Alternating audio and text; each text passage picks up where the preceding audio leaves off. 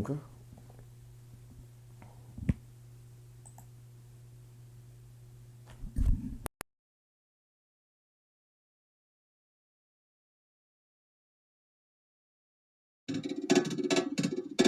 Hello there, dear listener. We hope you're enjoying this lovely discussion. If you're not already aware, this show is part of a podcast network called KWAZ Radio.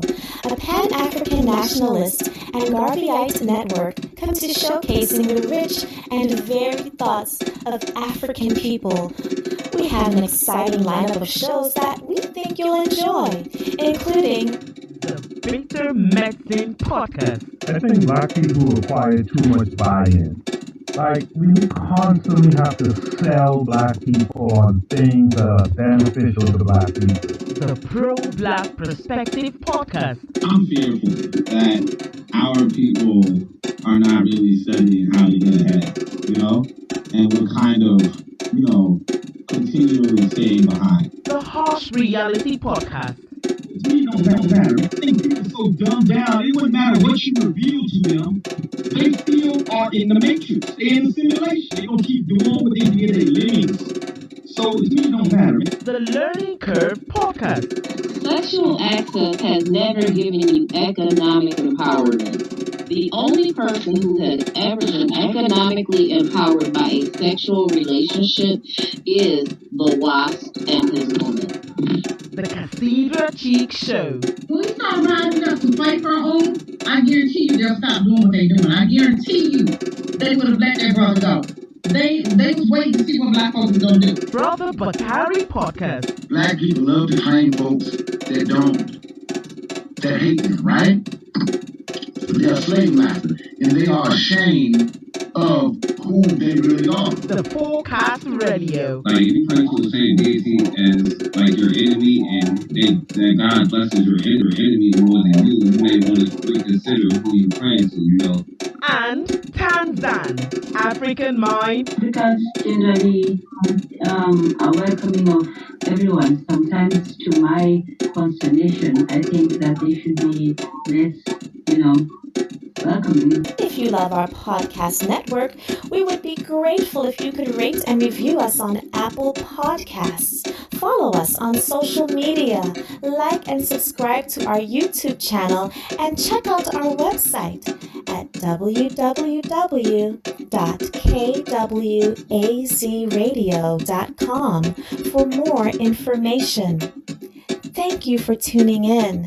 And now, back to the program.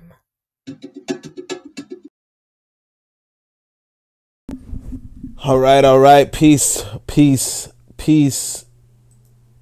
Today we're going to continue. Is this thing not open?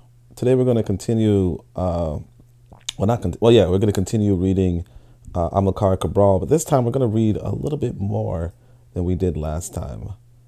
So hopefully you guys can see that. I can't tell because I'm on a really big resolution. Let me actually just zoom in a little bit. Like I said last time, I'm using a new computer. Yeah, this shit just went to like 800%. Yeah, it just went to 800%. Like, okay. Like I said, I'm using a new computer, so bear with me. This is the portable computer. So it's the computer that I'm going to be traveling around the world with. So let's go into it. 6. Our party. Yeah, I just realized I never actually traveled around the world. Anyway, our party in the struggle must be led by the best sons and daughters of our people. Facts. Let's go. And our party, remember, political party. So we're going to do this. I'm enjoying this. So the podcast, I just want you guys to be clear. So make sure you guys subscribe. We're going to start reading more books. Okay, we're going to start reading more books. And if you look at the YouTube comments, I put down a list of so far 6 books. This is one of the 6. 2 of them might be related to Booker T. Washington because, he's all right. Anyway, so let's see. Our struggle is not mere words, but action, and we must really struggle. You'll recall that in the early 1960s, many folk persuaded themselves that struggle meant speaking on the radio. Famous victories were scored on the airwave of Dakar or Conakry, even against the PAIGC, but not against Portuguese colonialism, because the opportunists never did anything against the colonialists. Those were olden days when persons rushed to see who could be first to speak on the radio, as if that were the struggle. Oh my fucking gosh. Like, come on, guys. Do you see this? Oh, you see, I can't even highlight this because it's not it's not really text. Let's see if I can do it this way. Is there a way to I wanna be able to write on it like a marker. This is basically saying stop your fucking sorry, I don't mean to curse. Stop your Twitter stop your Twitter fingers. That's what he's saying right here. I hope people see that. Let me see if this works.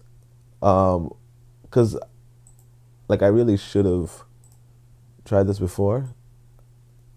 See, that's just going across it. You could you can't see through it. You want it to be a little transparent if it's yeah, see that opacity. So let's do like 50%. And then yeah, I think that's it. Let's see. No, that's a little too crooked too, right? But I really want people to get what he just said. Okay? So let's see if this works. No, it doesn't work. I was trying the shift. I want people to get what he just said. That's not so bad. He's basically like, look, struggle meant speaking on the radio. You guys think you're winning over, like, you're not fighting Portuguese colonialism, but not against Portuguese colonialism, because the opportunists never did anything against the colonialists. This is Twitter. This is Twitter. This is social media. He's basically saying, times haven't changed that much. People are still, I shouldn't have done that. People are still trying to get victories over social media. That's the sad part. That's the sad part. Anyway, let's get out of this. Let's go back to so I need to be able to switch pages. So I need to get off this highlighter. I'm sorry, like I said, I never knew. No, see that thing just grabbed. All right. So in our party, we have always considered as basic and correct the following: the struggle is not a debate nor verbiage, whether written or spoken. Struggle is daily action against ourselves and against the enemy. Actions which changes and grows each day so as to take all the necessary forms to chase the Portuguese colonialists out of our land. And oh my gosh. I mean, part of me is like, I know I'm way too early in the morning. Actually, I don't even know if I'm live. I don't even know if I'm actually live. Okay, I'm live. Yeah, Brother Bakari is here. What's up, Brother Bakari? Do you see what he just said about what struggle really is, which is going against the colonialists? Like, that is so poignant, because what we have now is we have people who are not struggling against the colonial situation. And it becomes for us to really get serious about this. I'm trying to figure out how to do this highlighter thing again. I just had it. Freehand line, is that it? Yeah. I actually did the wrong one. Let me go back. It's this one. Struggle is daily action against ourselves and our enemies. Actions which change and grow all the necessary forms to chase the Portuguese colonists out of our land. Now, this is where it becomes a problem for us in the West, is that we're in their land. So you're not struggling against them if you're in their land. And that's what we have to come to. Like, that's what I kind of stress is that realistically, we talk about like shit. I like. Let me just say, I love it. I love it. Like, we're just gonna stick to that. We're gonna make this opacity a little bit less. All right. Anyway, so we're gonna go back to the text, and we must wage this struggle, whatever it might be, wherever it might be necessary. First, inside our land, because rice is cooked inside the pot and not outside. But we must never forget that a struggle like ours must also be waged outside our frontiers, against our enemies and at the side of our friends, to obtain the necessary means for our struggle and to build the potential for supplying the struggle inside our land. The fact that PAIGC has established the principle that the struggle must be waged seriously and that everyone, no matter who, must struggle, drove many folk away from the party. For some persons approached PAIGC or even managed to join PAIGC with the idea that they would have to struggle on the radio, and that tomorrow they would take up an appointment as minister. When they discovered that to be in PAIGC struggle, one had to be inside or outside the country as the leadership decided, some went away and went so far as to rejoin the Portuguese to have the little enjoyment of his crumbs of colonialism. This was one of the main reasons why the opportunists in Dakar, for example, combat our party. Some of them would dearly love to join our party, but they do not have the courage. They know that the party could tell them, stick tight, let's go inside. But what they want is to leave the car, to go straight to Bissau and sit down on a departmental director's chair. I want people to understand what he just said. And I know some people are like, hey, look, I got it. Okay, some of you get it. Some of you get it. I'll give you that, right? Some of you got it. I'll give you that. But here's why I want to pause. So basically, I was a part of the UAM once upon a time, right? The United African Movement was considered the only all-black organization in New York City, right? Well, before it was only all-black. First it was, open to everybody. Eventually they were like, hey, why is it open to everybody? You know what I'm saying? So they close the doors. Now, what's important about this organization is this. Alton Maddox was the chairman, all right? Al Sharpton was the president, okay? I don't know if you guys heard that. So Alton Maddox was the chairman. Al Sharpton was the president. All right. So what happens with Al Sharpton is that he joins the establishment. Okay. He joins the establishment. That's why you don't you be upfront. Look, you're a part of us. You can't be a part of the establishment. A lot of people would not accept that. And actually, what happened with the UAM, I'll tell you, at one point, they were like, we're going to make it an all-black organization. A lot of black people stopped showing up. You understand? A lot of black people stopped showing up. It is what it is. It is what it is. Everyone must struggle. Let me try to open this chat in my phone so that I could see the chat both ways. But everyone must struggle. There is another certainty in the context of our party.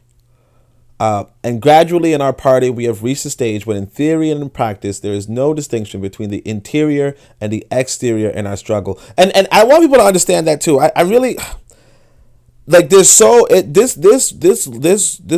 book is very deep, and a lot of us are not going to get what he's saying. Basically, he's saying you should be in Africa. And not just you should be in Africa, you should be in Africa at the direction of the party. And the trouble is this. A lot of us we're not a part of any political party. We are not a part of any political party in Africa. And that's where everything kind of falls apart. That's where everything kind of falls apart, because if you're not a part of a political party in Africa, you're not in the Book of Power, right? So I wrote this book, the Book of Power. In the Book of Power, I discuss how if you are a quote unquote general, if you are at war, who in the world is your general, right? Or if you're a general, who in the world are your soldiers. If you do not have, if you don't have any captains, right? You're not a general. And let's say if you are a captain or you are a soldier and you don't have any captains and you don't have any general, you're not a soldier. You're not at war. There's a hierarchy to things, and what Amilcar Cabral is telling you is that the hierarchy, the political party, was the hierarchy, and the struggle was it could have been inside of Guinea, it could have been outside of Guinea, it could have been in Paris, it could have been outside of Paris. It doesn't matter. But the who determines that is the political party. And if you are by yourself determining, oh well, I'm going to do the struggle right now. Okay, that's fine. You can do that. But whether you want to say you're at war or not, okay. Look, I'm not going to say, hey, look, you can't be your own general. I'm not going to say that. But it's kind of like that quote that passes through in America, which is there's too many chiefs and not enough Indians. I'll just leave it at that, and unfortunately, like I said, I'll leave it at that. Everyone must struggle. There is another certainty in the context of our party, and gradually in our party, we have reached a stage when, in theory and practice, there's no distinction between the interior and the exterior in our struggle. At the start of the struggle, there were some who preened themselves because they were inside the land. They thought that those outside were afraid and did not do much, since as they were outside. Anyone who in a struggle like ours hangs on to this idea and other complexes of vanity and fear because he is inside or is outside has not understood our struggle. But anyone who has never left the bush and has withstood 7 years of struggle but has failed to understand the significance for the struggle inside the land of the work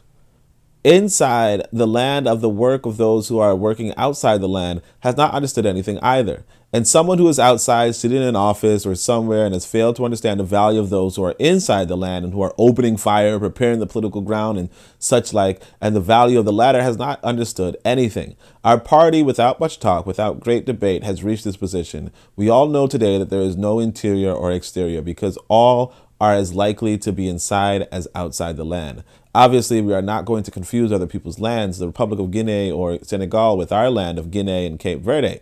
Rice is cooked inside the pot, but we know how important firewood and many other things necessary for cooking rice are. Some party comrades had the idea that by virtue of going into the bush for the struggle, they were kings and could walk over anyone around. They were mistaken. Now we know that it is not true. It is not like that. The Congress at Kasaka made it known that this was not true. If anyone goes into the bush to command guerrilla warfare and to struggle, but does not strictly follow the party watchwords, then he should watch out, for we are going to forget the Portuguese a while to go and deal with him first. You see that? If you're doing guerrilla warfare, but you're not even following the hierarchy, if you're not following what the party is saying, we're going to fucking deal with you too. That's what he said.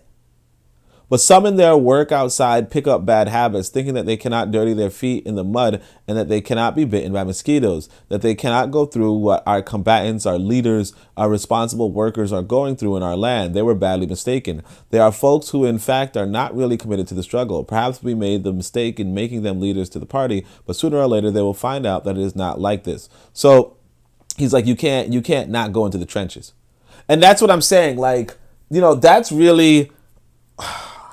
that's really what it comes down to. It's like Brother Bakari, for instance. He was like, "Hey, look, something happened in the interior of America," and he said, "Hey, who's coming through?"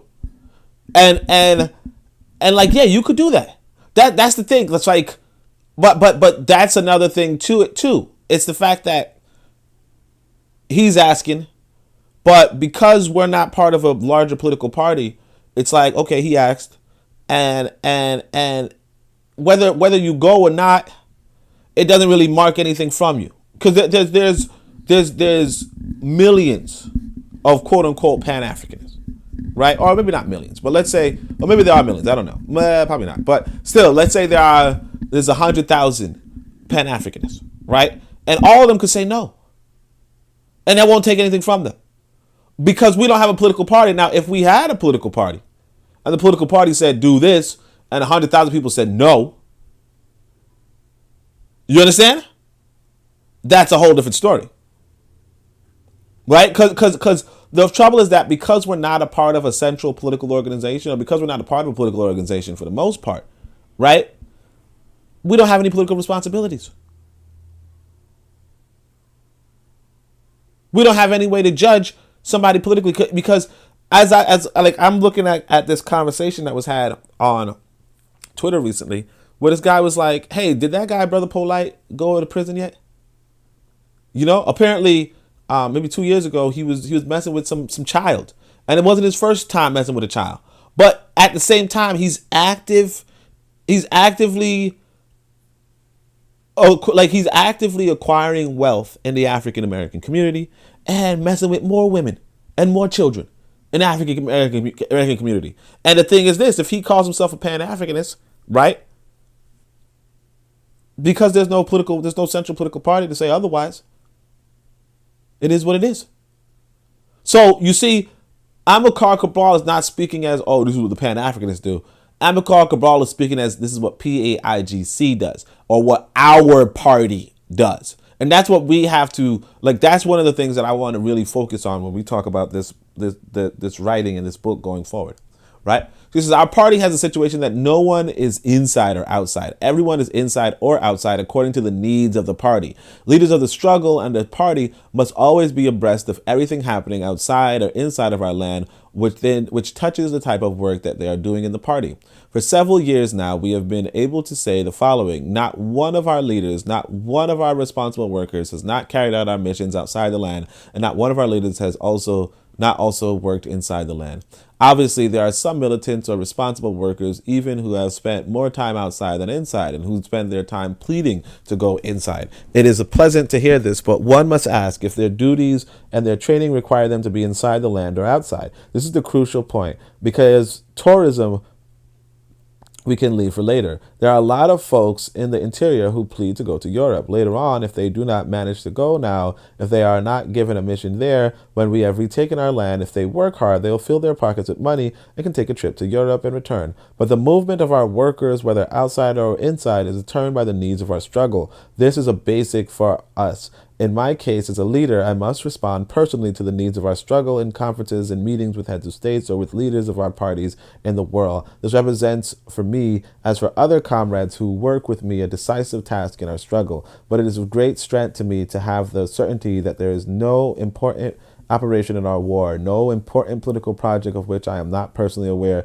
which I do not study. There is no change or real development on the political plane or in the armed struggle which does not go through my hands. The trouble is that we have human limitations. Happily, I cannot be everywhere at the same time, but I have spent as much time as possible at the side of our combatants and militants.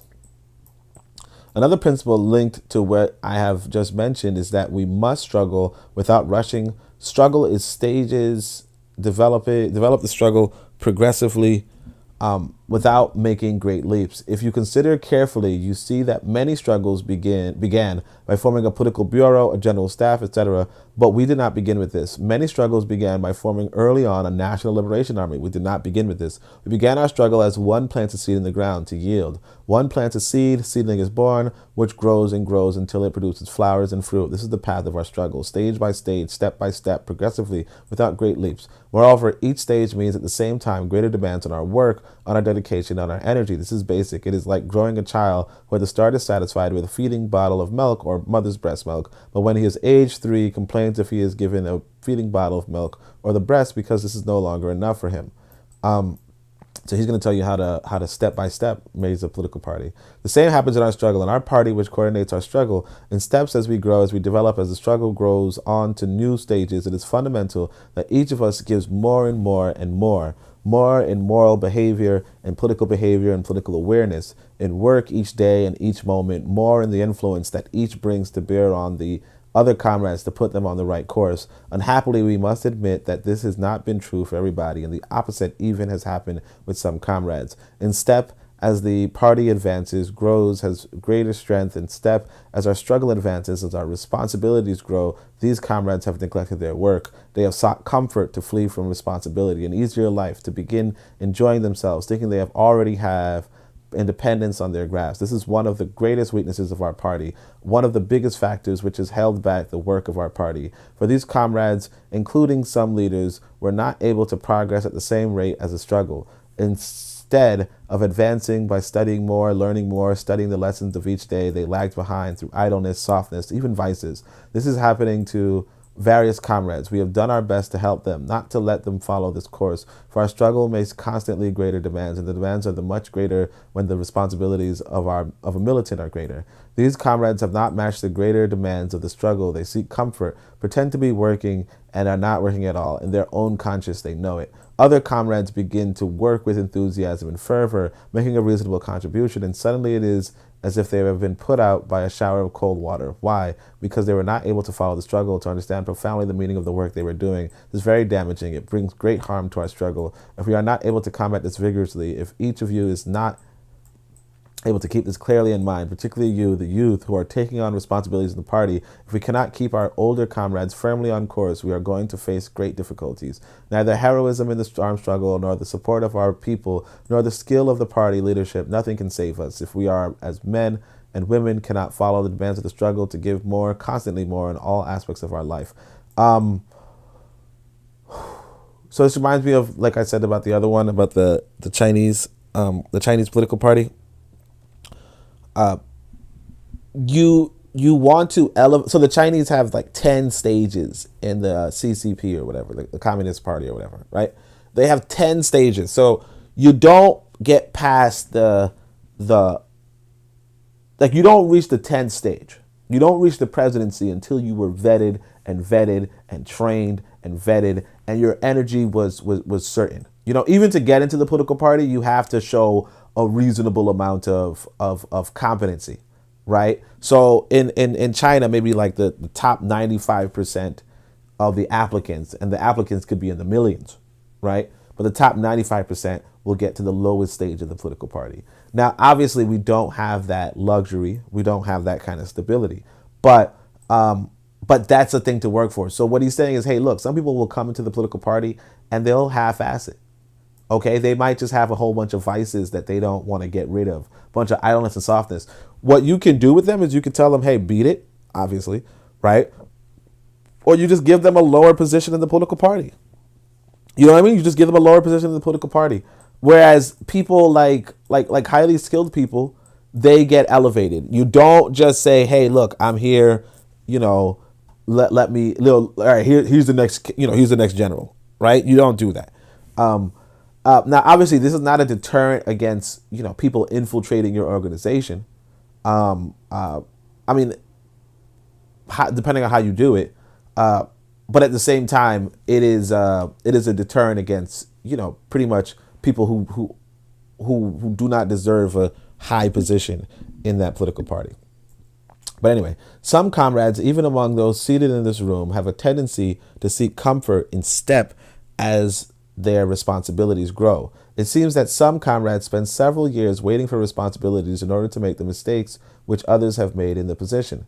So how you thinking? Some, even among those seated in this room, some guys have a tendency to seek comfort in step as their responsibilities grow. It seems that some comrades spend several years waiting for responsibilities in order to make the mistakes which others have made in the position. We must combat this courageously, for the struggle is demanding and our party is constantly more demanding, and we must throw out those who do not understand, however much it hurts us. We cannot allow it. While the struggle advances, our people sacrifice themselves in the cause of our struggle. Some comrades die and others are wounded or disabled while we grow old in the struggle, giving our whole life to the struggle with so many folk putting their hope in us, inside and outside our land. We cannot allow some militants or responsible workers to lead a soft life and commit acts which go against our responsibility to ourselves, to our people, to Africa, and to the world. Many folk think that this is Cabral's backyard, that he is the one who has to spot what has gone wrong or who has gone wrong. They are wrong. Each of us has to notice, to stand firm in correction, for if not, nothing can save us.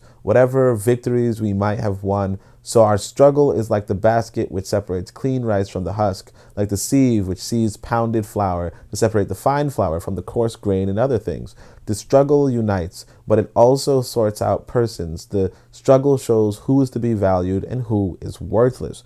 Every comrade must be vigilant about himself, for the struggle is a selective process. The struggle shows us to everyone and shows who we are. This is one of the great advantages for our people in waging a struggle above all armed struggle to liberate themselves.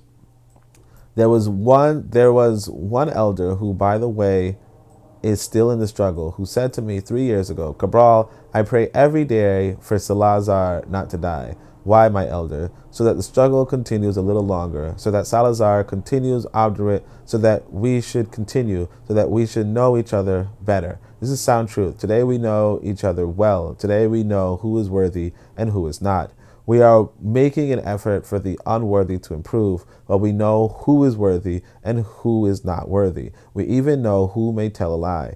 And I want to relate this to this something that's going on to the news today, and just like generally how life is, because one of the things that you want to do in life is you want to find a partner, or you want to find partners, really. Or you just want to find people that you can work with, on a long-term basis, right? And, obviously some of them, if they're pretty, if they're attractive, you can marry.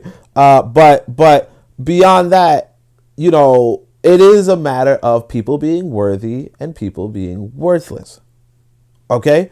And knowing that some people will tell a lie on you. And so, when you see this, I don't know if you guys heard of it, but there's this lady named Mariah Morris.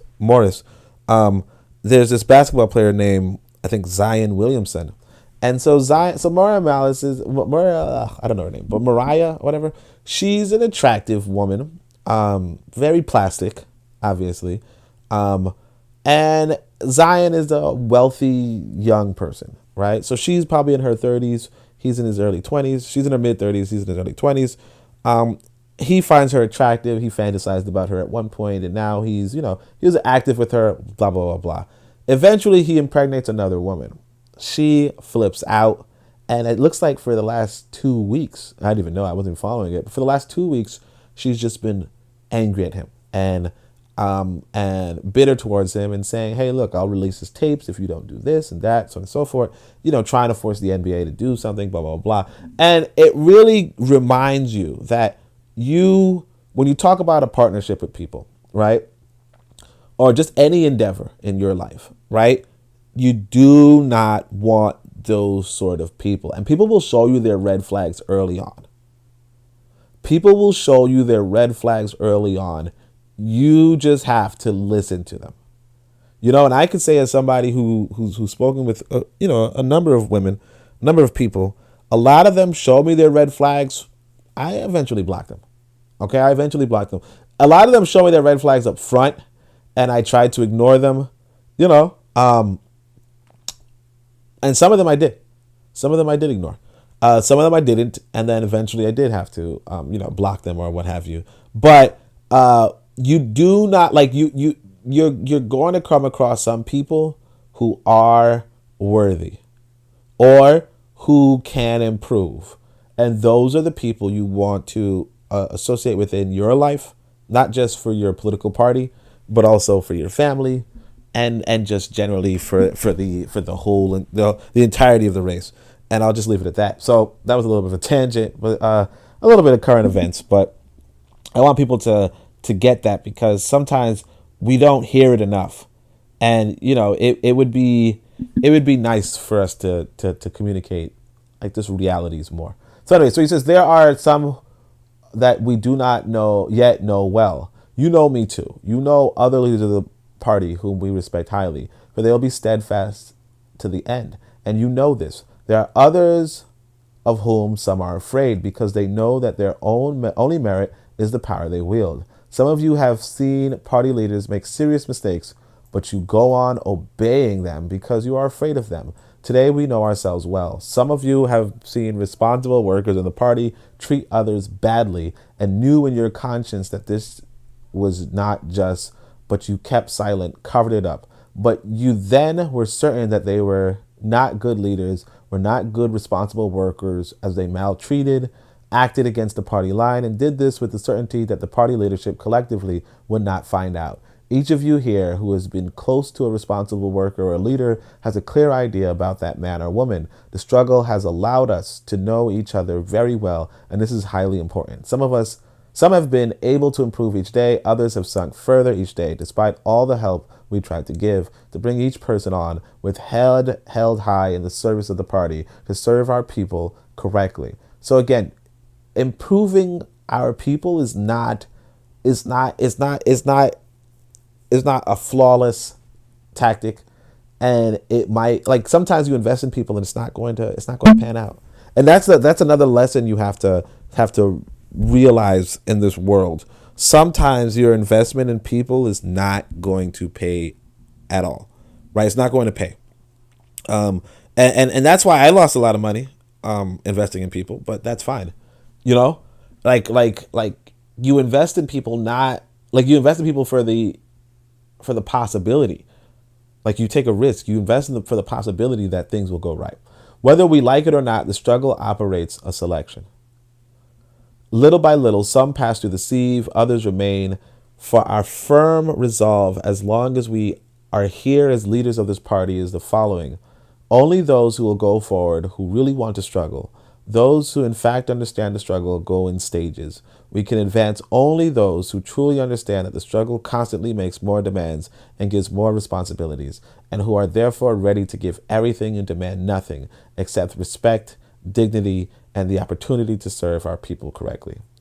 I should like to remind you, in respect of a struggle by stages, for example, that many of our comrades thought that the struggle would advance more quickly and we should soon enter Bissau.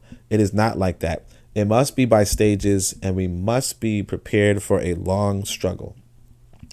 At the point we have reached, our independence would come tomorrow or the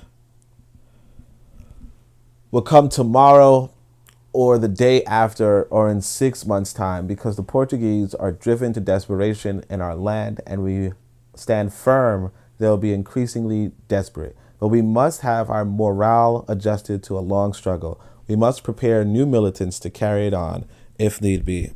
Hold on a second. Let me just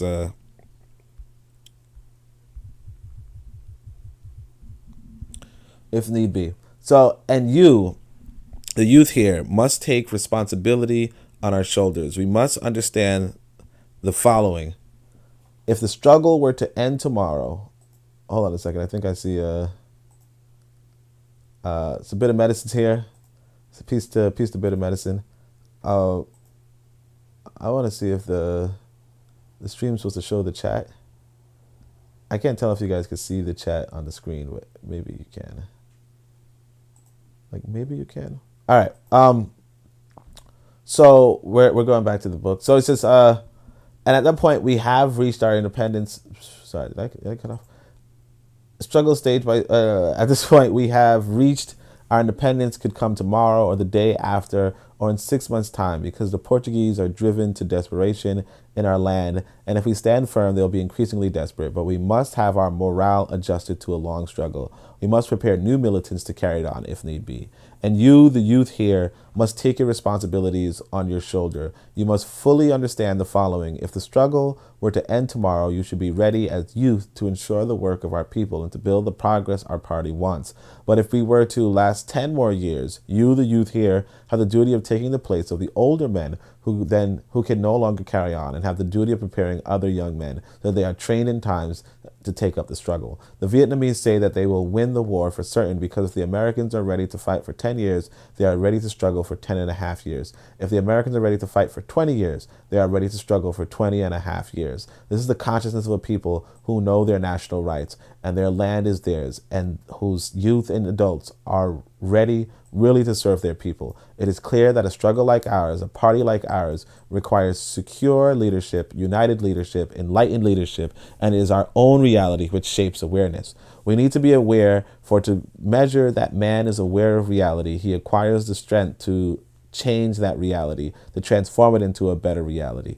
In the framework of a struggle like ours, of a party like ours, the leadership must go to the most aware men and women, whatever their origin and whatever they come from. That is, to those who have the clearest concept of our reality and the reality that our party wants to create. We are not going to look to see where they come from, who they are, or who their parents are. We are looking only to the following. Do they know who we are? Do they know what our land is? Do they know what our party wants to do in our land? Do they really want to do this under the banner of our party? So they should really come to the fore and lead. Whoever is most aware of the shoulder of this should lead. We might be deceived today or deceived tomorrow, but the proof of the pudding is in the eating. It is practical experience which shows who is worthy and who is not. So yeah, I think there was something interesting here about the Vietnamese and how they were like because the thing that we have to realize or recognize about Vietnamese is that they won. You see what I'm saying? They won, and even Malcolm X pointed out that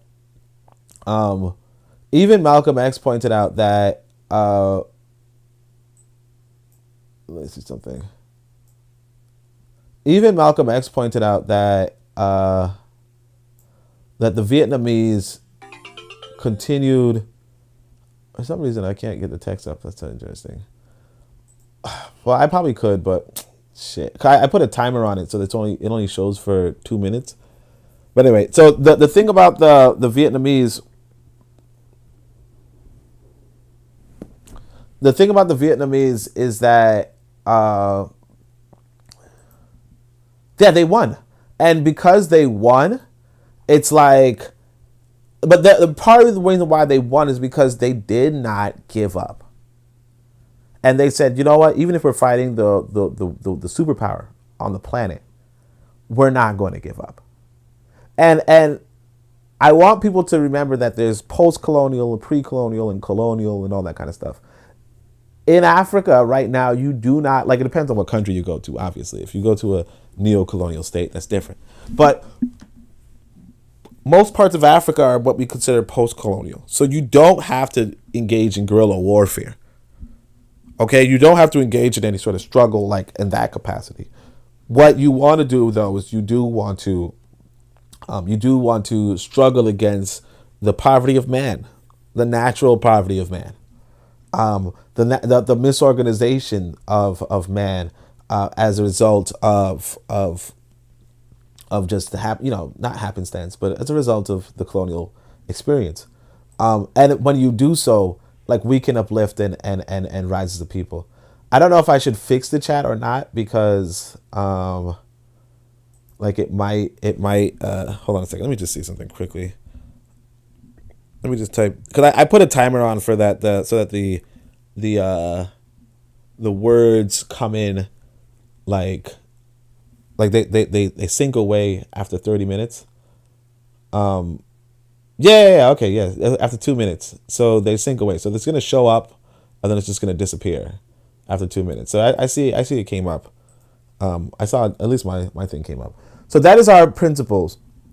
The best sons and daughters of our land must lead our party, our people. But does this mean that we have, in fact, always appointed the best? Some are worthless, but we are still going through an experimental phase. The truth is that we have always given persons the opportunity to improve.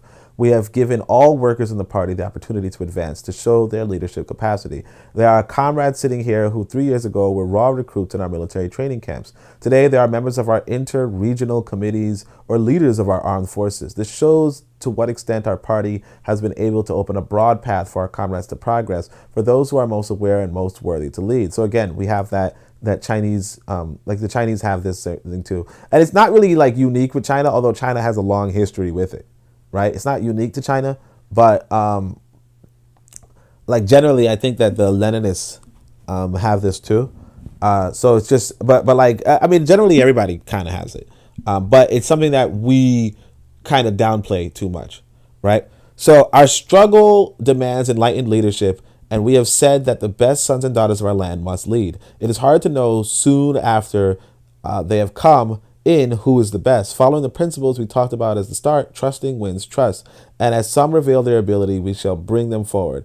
Then we shall see if they are in fact the best or not, if they are improved or degenerate. And this is like I said, the same thing you would do when vetting a partner, like vetting a woman.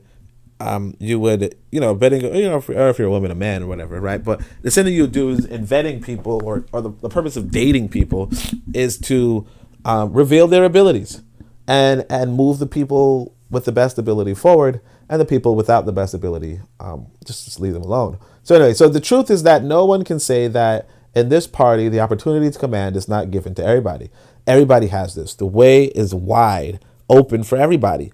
Our hope has always been the following: the more who are able to command, the better, for we can choose the best of the best to command. We have done our utmost to improve the training of comrades, to think more about the difficulties, to show more initiative, more enthusiasm, more dedication, to make progress. And we have done our best to be fair, to bring forward those who really deserve it because of their own efforts, and not for their pretty faces or because they can be someone's stooge. In the party, we have rigorously avoided anything which smacked of some person being subject to others, or some being stooges of others. From the very start, I said the following: we do not want servants.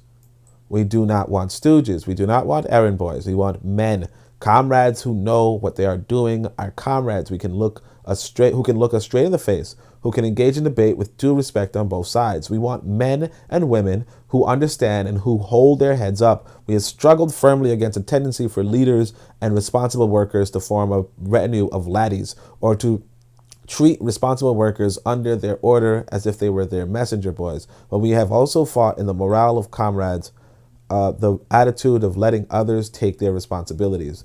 Obviously, there's been some resistance to this. A particular instance was the occasional stubborn, silent resistance to the presence of women among the leadership. Some comrades do their utmost to prevent women taking charge, even when there are women who have more ability to lead than they do. Unhappily, some of our women comrades have not been able to maintain the respect and necessary dignity to protect their position as persons in authority. They were not able to escape certain temptations, or at least to shoulder certain responsibilities within complexes. But the men comrades, some do not want to understand that liberty for our people means women's liberation as well. Sovereignty for our people means that women as well must play a part, and that the strength of our party is worth more if women join in as well as to lead with the men. Many folks say that Cabral has an obsession about giving women leadership position as well. They say, let him do it, but we shall sabotage it afterwards. That comes from folk who have not yet understood anything. They can sabotage today, sabotage tomorrow, but one day it will catch up with them. So this is actually a really interesting conversation. I'm a person who, just like Cabral, I'm a little partial to women and women leadership, but it really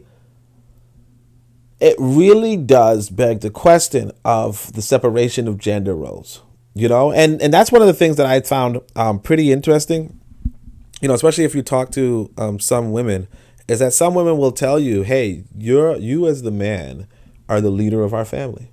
Like, you're the family leader. Okay, some women believe you are the family leader, and obviously, if some women believe that, some men do too, right? But we do have to come to terms with the idea of a separation of gender roles, right? But we also have to remember our own historical legacy of, great women leaders in the face of male incompetence, right?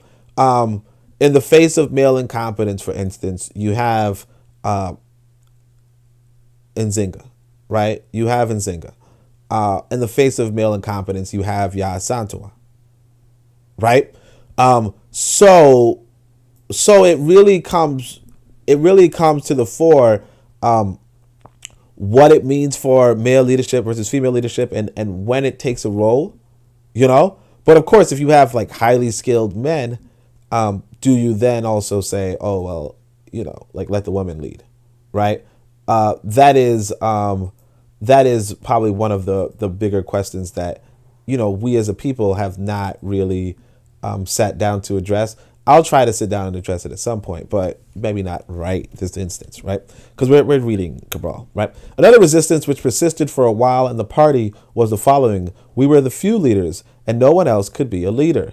Various comrades of ours, good combatants, able men, were overlooked, held in their tracks because some of the leadership never gave them the chance to come forward. This is killing the party, as if one suffocated it. For while we older ones had breathing space, we are getting on, but when our breath is failed, and there is no one to take our place. The strength of our party is only effective if we, the leaders, are able to open the way for the youth to progress. Youth like you, other youth who are still behind in their hundreds, in their thousands, to take over and to bring the best forward to lead. And so that's another thing that we have to come to terms with, which is term limits. And the reality that, unfortunately, let's say we form a party. We form a political party. It looks like we have two people in the chat, right? So we form a political party of Brother Bakari, Koku, and myself, right? We form this political party, okay? 20 years down the line, right? Because Brother Bakari said he's going to outlive all of us anyway, right? So 20 years down the line, if we have the vision, right, we still want to implement the vision. Like, things are going smooth, we are good leaders, and so on and so forth. But 20 years is a whole generation of people. 20 years is a whole generation of people. And so that whole generation of people do not become leadership. And then let's say 20 years passes again, right? That's 40 years of us in power.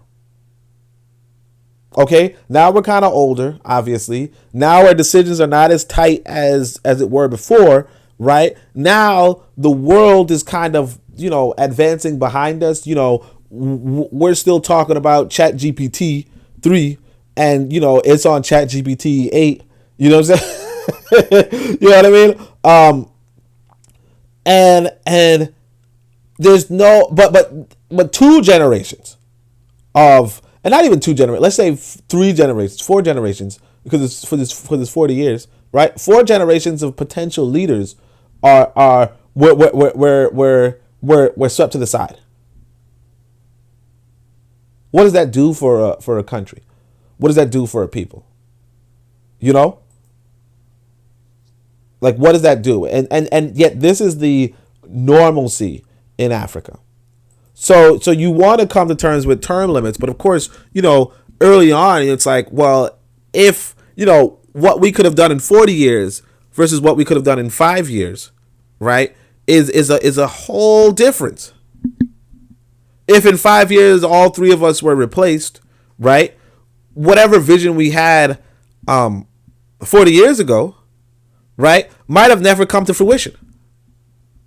So there is this sort of balance, and it really comes to us to be influential in a political party, but also to lay out plans, 10-year plans, 5-year plans, 50-year plans.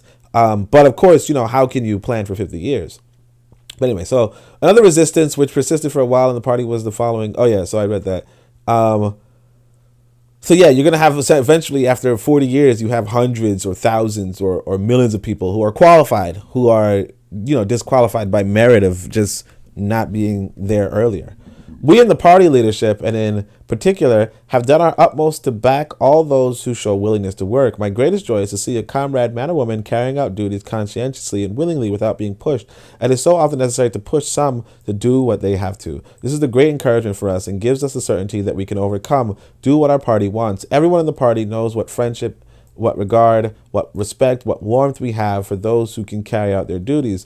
Everyone who we see working with complete enthusiasm is like a part of ourselves, a new part which is a guarantee of the future of our party and victory for our people. That is why our work is to encourage and to seek to develop in everyone, the youngsters, men and women. They will stand firm to understand the party's aims and to go forward. This should be the task of every leader, of every responsible worker in our party. But some comrades show the following tendency. A political commissar, for example, spots a young lad as a good militant. Instead of taking an interest in him to help him to understand more, to make progress, instead of stimulating him, no, he turns him into a messenger boy. For the latter is wide awake, knowledgeable, quick-moving. If you give him something to look after, he looks after it well. So the commissar gives him his kit bag to look after instead of making him an asset of our land.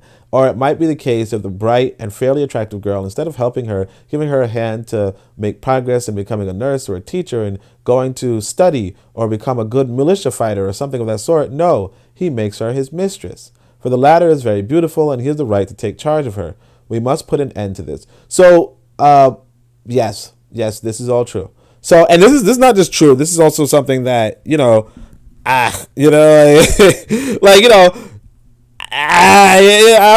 almost sympathetic. I'm almost sympathetic. But what I say is this. So when I was in the UNIA, when I was in the UAM, right? I was nothing. Okay, so I wasn't necessarily writing. I wasn't necessarily writing books at the moment, but I was clearly, studying African philosophy deeper. This is the distinction. In fact, I was gonna do a Juneteenth of me singing. I don't think I could sing while I'm sitting down. But let me see if I can do it. Let me see. It's like lift every voice. No, I can't do it. I can't sing. I can't. Lift every voice. I can't sing while I'm sitting down. I don't want to stand up. But anyway, some of y'all just woke up like, what the fuck happened? Actually, no, everybody just left. But anyway, why I'm saying this is to say, so there was only by the time I got into the UAM, there were only 2 people, 3 people allowed on stage, right?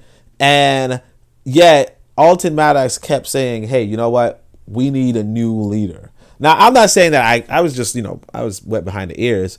I obviously had leadership ambition, but obviously I was wet behind the ears, right? Only 3 people were allowed to speak by that time if there wasn't a guest speaker. And the 3 people were Alton Maddox, Keisha, and some singer, okay? I can't remember the lady's name at this moment. But basically, every day they'd start off with the lift every voice. And we'd all stand up and sing, but then there was this one sister who would sing in front of us. And then, of course, Keisha would speak before everybody. Keisha and this other brother, Mike, yeah. But the thing was that, the sister would sing, and then, somebody would introduce Alton Maddox, right? And Alton Maddox would speak. That was it. There was this one brother inside the audience who was just a really solid brother, right? There was also me. I was a solid brother. There's a couple of solid people who had the potentiality to be something, right? Most people were not given any sort of opportunity, any sort of position inside of the UAM. Okay? Most people were not given anything to do with the UAM. And that's why it was kind of, by the time I reached, it was dead on arrival. Like, it was dead. Right. And that's the tragedy of not looking out for the political party, for the organization, or not having roles for your organization. And I kind of said to myself, I don't want to do that moving forward.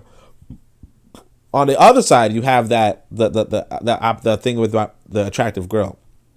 Now, this organization did not, as far as I could tell, this did not have like a problem about attracting women. I mean, not attracting women, about like attractive women. I'm not, no disrespect, but I wasn't like, wasn't too many. Most people were kind of old by the time I reached there, because like I said, it was like there was no young people. I was the youngest person in the organization, pretty much. Although in retrospect, I was kind of young still, so it would make sense that I'd be the youngest person. But I was like the only young person by by 20 years. There was only one guy who was like I was in my early 20s at the time, so there was one guy who was in his early 30s, and then above that was the guy in his young 40s, and then beyond that it was like that was it. Like everybody else was just 50s and 60s, 70s. Because the organization was a big thing 20 years ago, or 30 years before, but it was no longer a big thing. Anyway, so why I say that. Yeah. So like the whole idea of, or it might be the case of a bright and fairly attractive girl. Like I get this insofar as, like this is humans at the end of the day do want to couple. They do want a couple. Humans want couples. And because humans want to couple, if you find an attractive and intelligent woman, right, as a man, right, you might want her for yourself, right? This is why, if nothing, like you do want to establish a sexual discipline among men, and obviously you do want single men to become married men and faithful married men. You do want that. Right. And so, but also on that note, you also want people to find a coupling that pertains to like a woman that you're actually attracted to, physically and mentally.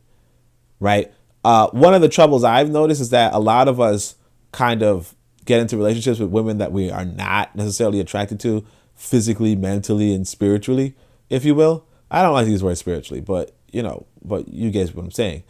Or holistically. We're not attracted to them holistically.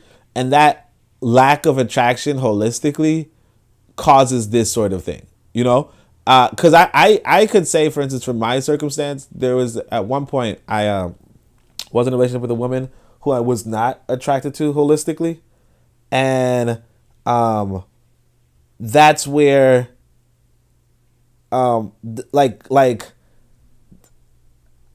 that's where things kind of fell apart.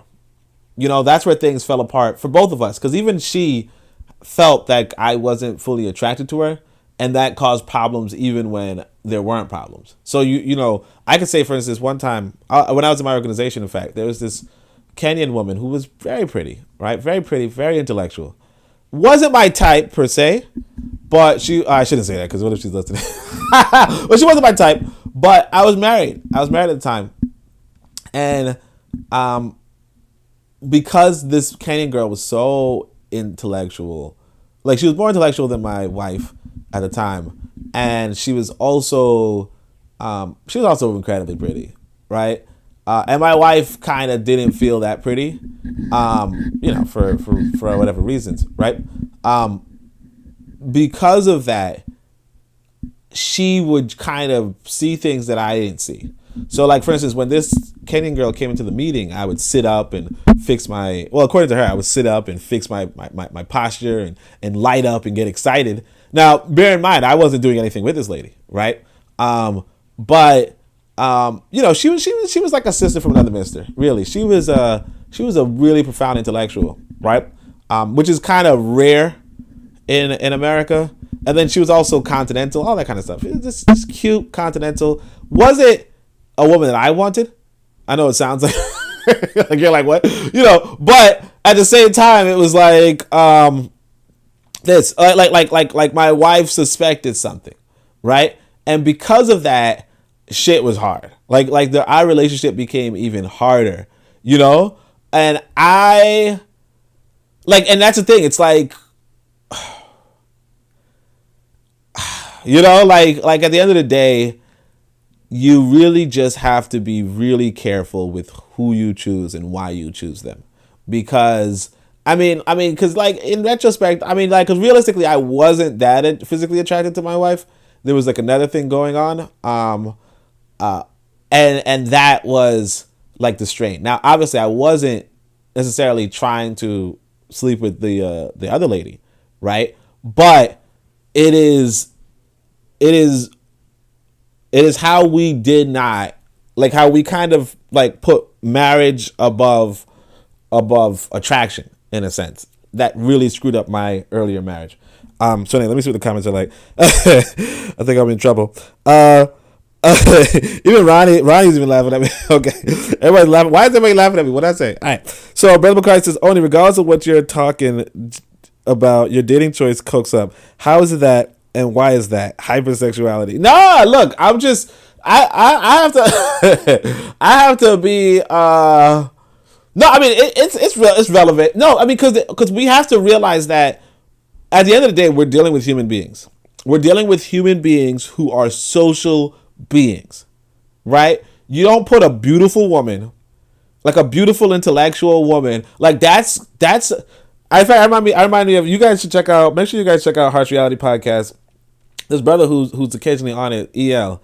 He was talking about the situation with this basketball player. No, not the basketball player. It's like a basketball coach, and he's this according to EL, he's a light-skinned Nigerian muscular athlete guy, right? And I guess light skin is a good quality in America, but he's like what kind of a guy would leave his woman with this coach? You know, because clearly he's like 6'7" or some shit, I don't know, or 6'4", and he's muscular and he's rich and he's this. Like, why would you leave your woman around him? You know, and it's not to say that you shouldn't leave your woman or your man around an attractive person, but it's the reality that human beings are social creatures. Human beings want to form relationships with other human beings. They want to have. But because you don't understand, I only watched the first 30 minutes, man. I ain't gonna hold you. I was like, nah, this is a hit piece.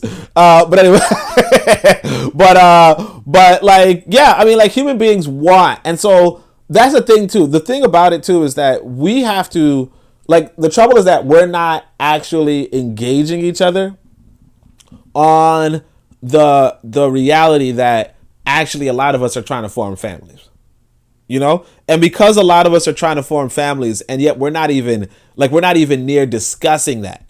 There's a lot of pitfalls for everybody, you know? So I'm just kind of bringing it up so that, because it's not just a problem it's not a problem for me per se, but it's not just a problem, in the context of quote unquote hypersexuality. It's a problem that we see in Africa. So the reality about the African situation is that, you know, whatever people might accuse me of, if they want to accuse me, right? It's worse in Africa. So, for instance, like one thing you could count on me is that, like, the youngest woman I messed with in Africa is probably like 25 or something, right? There are 15-year-old girls being taken advantage of on a normal level, on the continent. You get what I'm saying? You know, that there is like, that's normal. Or you have, like we said, Brother Polite. You know, we were having a conversation on Twitter about this guy, Brother Polite. He was caught messing with a freaking 14-year-old, drugging a 14-year-old, and women are still going to him. He has 4 wives and multiple girlfriends on top of all that. You know, that is, and not just that, it's like, you know, you could watch documentary after documentary, or just understanding the political situation. You have the Maurice Bishop of Grenada, who said that a lot of times women will receive jobs if they can satisfy sexual favors. And then just the same, you watch a documentary on Kenya and you see the same sort of phenomena there as well. This is it's very normal. The abusive women, not what I was doing, which was just, you know, voluntarily dealing with some women, right? But the abusive women is actually really, really popular especially among African people. I mean, obviously among European people too, but it's very popular among African people. And because it is, like we can't just dismiss it as, hey, you know what? Let's not talk about it. This is just for because right now, like, the situation is really, like, I would say the situation is really bad for women. You know, the situation is really bad for women, and those of us who care, like, we try to do something against it. See, me, I was just dating women. Which is a normal thing. You're supposed to do that. But there are guys who are straight up abusing women.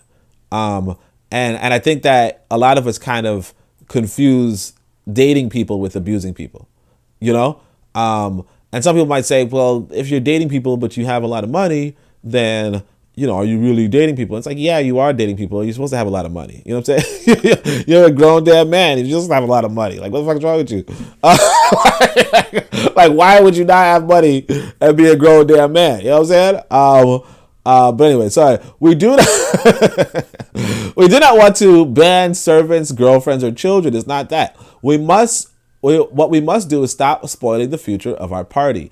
Anyone who wants a servant must wait till the morrow of our independence. Let him work, and as he has the means, let him find his servant, if they are folk who want to be servants. He cannot use the authority of the party, which the party has put in his hands, to find his servant.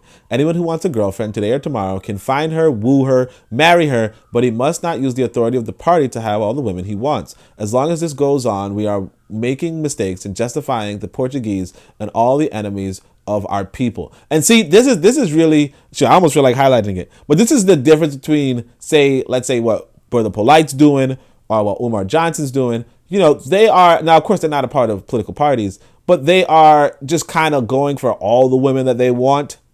And they are, obviously Brother Polite does marry, like married 4 of them, but but they're kind of using quote unquote, consciousness in order to, just kind of like take advantage of women. Right. I was just dating women, like you were supposed to, like he says, look, if you want to, don't use the authority of the party. Don't use the authority of thing. Like a lot of these women don't even know, don't even know I didn't share my political channel with like any of them. I don't share my books with any of them. I'm not going, hey, I'm the leader, or not the leader, but blah, blah, blah, blah. I don't do that. I just kind of, hey, what's going on? And just.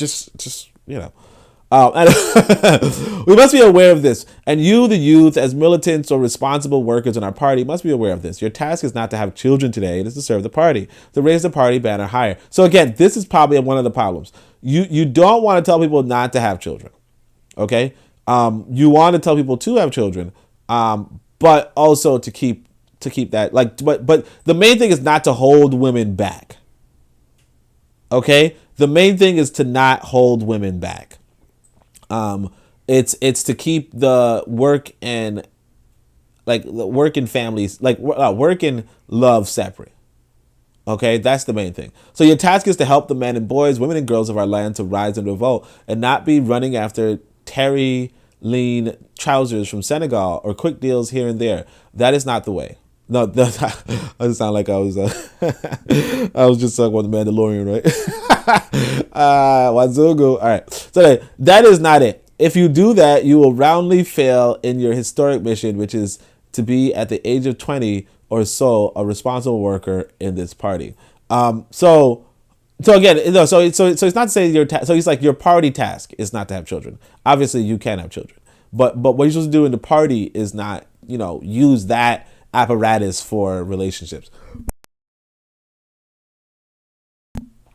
You think I should listen to that 7-part series? I'm about to go back and listen to that 7-part series. Some of you who have traveled out of our land have seen the respect our party inspires, the consideration our party receives, and how much hope our party has given to other folks in the world and in Africa. But comrades often forget this. Deep in the bush, they forgot completely their responsibility as leaders. Some have tried to make the utmost use of authority the party gave them so as to satisfy their own stomachs, their vices, their conveniences. This must stop. And if you must stop this, and it's you who must stop this at all levels. So again, people are abusing their power in the organization, right? Which again, like I said, we have to come to terms with the reality that we're not a part of the organization. Like if you're not a part of an organization, it's like that's realistically one of the troubles that we always had. And I'm going back to Stokely Carmichael. Why do I say Stokely Carmichael all the time? I'm going back to Kwame Ture, who told us this, that we must, you have to be a part of an organization. And if you're not a part of an organization, what are you doing? This is also why we must be vigilant against opportunists. Opportunists are not only those who are in Senegal. Oh, no, but sorry. The thing that I'm going to point out, though, is that why do these people who are not qualified get into higher pieces of authority? There was this one brother who told me, hey, look, in his quote unquote organization, right? He wouldn't even, even though he respects me as an intellectual, let's say, I couldn't get a high ranking position just because I'm not a married man. That's a fair qualifier. And in fact, if you guys look back, I wrote this book called Zubiri, right? In Zubiri, it is written that you can't get into a like essentially in Zubiri, in the book, the guy says, hey, because Zubiri is not married, his community says because he's not married, he cannot be a high-ranking individual in their organization. Okay? Because he's not married, he cannot be a high-ranking individual in their organization. That's what it comes up to, right? That's what it comes up to. That or what it comes down to. And I mean, a lot of us, unfortunately, are unmarried. You know, like I said, I was married at one point. I got divorced. And I'm not saying that, and obviously marriage is not, you know, oh, you're better than somebody because you're married, right? But it is important for people to be able to, like it is a distraction to be unmarried, you know, and it's a distraction to not have a good family that you care about. And a lot of people kind of disagree with this, especially young people, and that's fine, right? But at the same time, let me turn off that ringer, actually. Well, actually, I think I might need it on. No. Y'all know technically I'm supposed to be making that money. Anyway, so, but yeah. So that's what I want to say. I actually do want to change this this timer in how long the chat is shown, but I guess I can't do that right here. But anyway, so I'm saying that, long story short, yeah, so the guy's like, hey, look, if I was a part of his organization, he wouldn't, like, I couldn't be there for long. Like, I couldn't be on the, I couldn't be in the upper echelon. I got to do some multiplication. What's 8 times 6? Okay, when you say it out loud, you get it.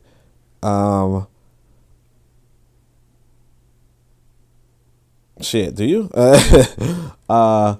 So let's just say 1,000. I mean, it's not 1,000, but I realized that I didn't want to make it too short. But anyway, so I'm just changing the timer on the screen so that the comments are shown for a little longer.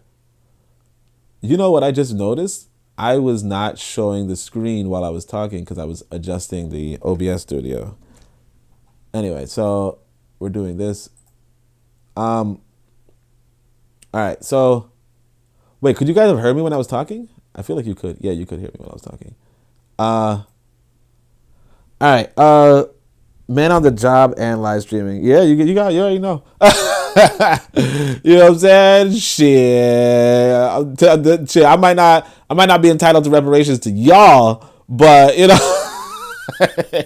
You know what I'm saying? You know, they say that, you know, once upon a time when we were told to work, we half-assed it. You know what I'm saying? I'm just doing, it's after Juneteenth, I might as well. You know what I'm saying? They ain't pay me yesterday. Shit.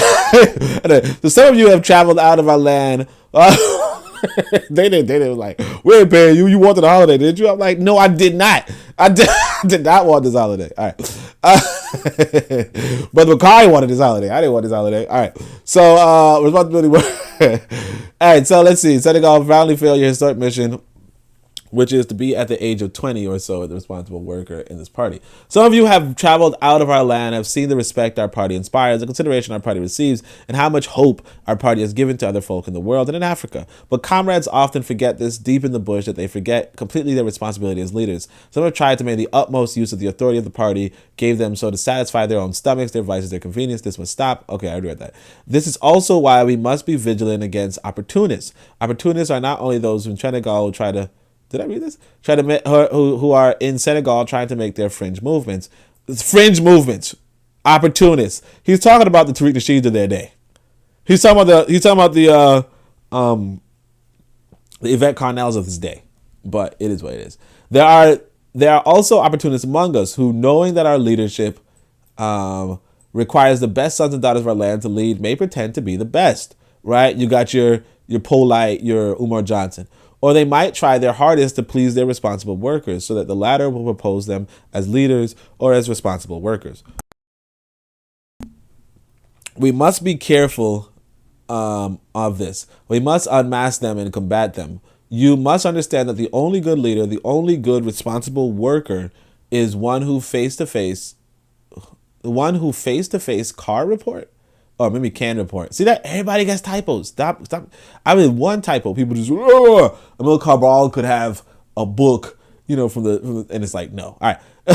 one person who face-to-face can report the mistakes others make. Right? That's you got to be able to report the mistakes. Many comrades in responsible positions at various levels have made the serious mistake of hiding the mistakes of others.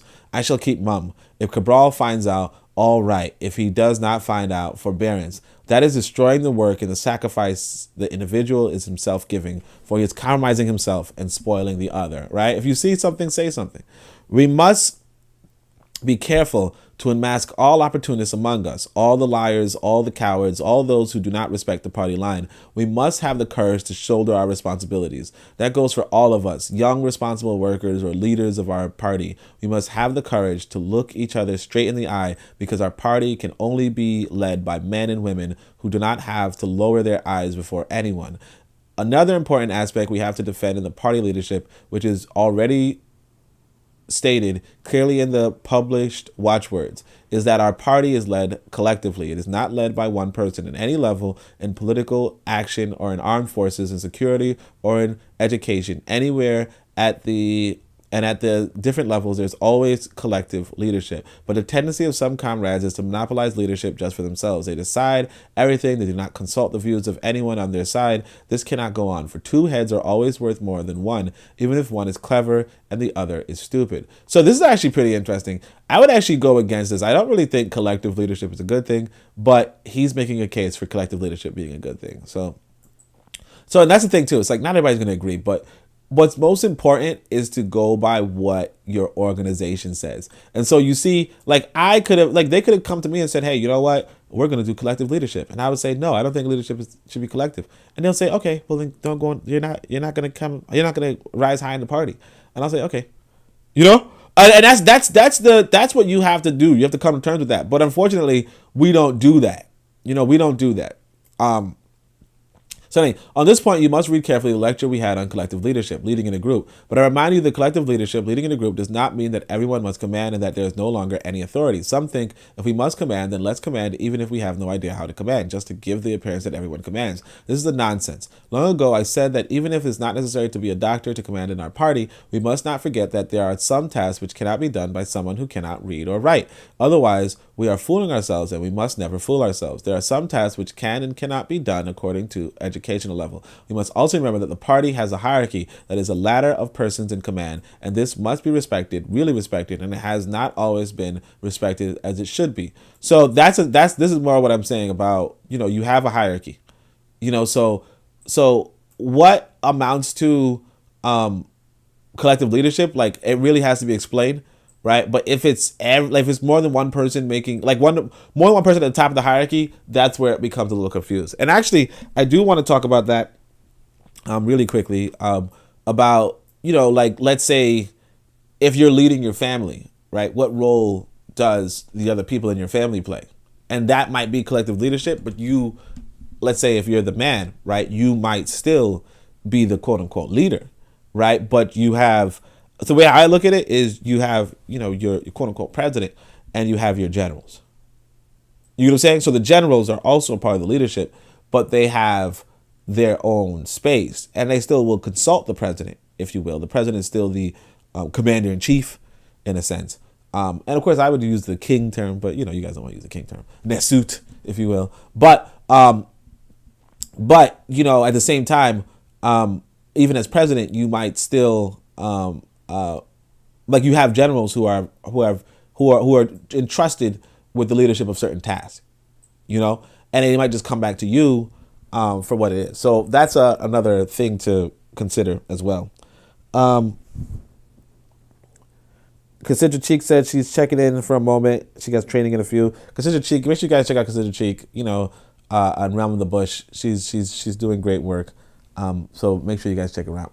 So in the specific conditions of our national struggle before the historic needs of our people, our party must at this moment have clearly defined chiefs so that everyone should know who is who and so that there should be no confusion. Whatever their level of command in the political bureau or whatever, they should aim at this attitude. Here is a chief who does not have to remind anyone that he is a chief, who mixes with everyone, who does not have the least pretentiousness, and so is the one to be our chief. He is not puffed up by showing to everyone that he is in command, but he never forgets at any moment that he has to be a chief, and he does not remind anyone who forgets it.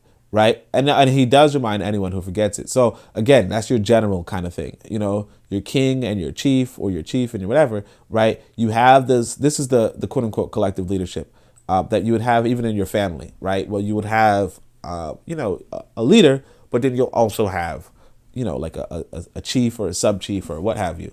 And it's not questioned, The leadership of our party is the strength of our people and is responsible for everything done by our militants, responsible workers, combatants, etc. Our leadership must be one and united. We cannot allow any division among us. When we speak of the highest leadership of the party, we are speaking of leadership at any echelon, whether of the inter-regional committee or at the party zone committee. No one can turn his back on his companion in struggle. Anyone who does not understand this is a wrecker. Take, for example, the armed forces leadership. Various instances have occurred when the political commissars did not get on well with the commanders. It is criminal to have these misunderstandings when they have the Portuguese before them to fight.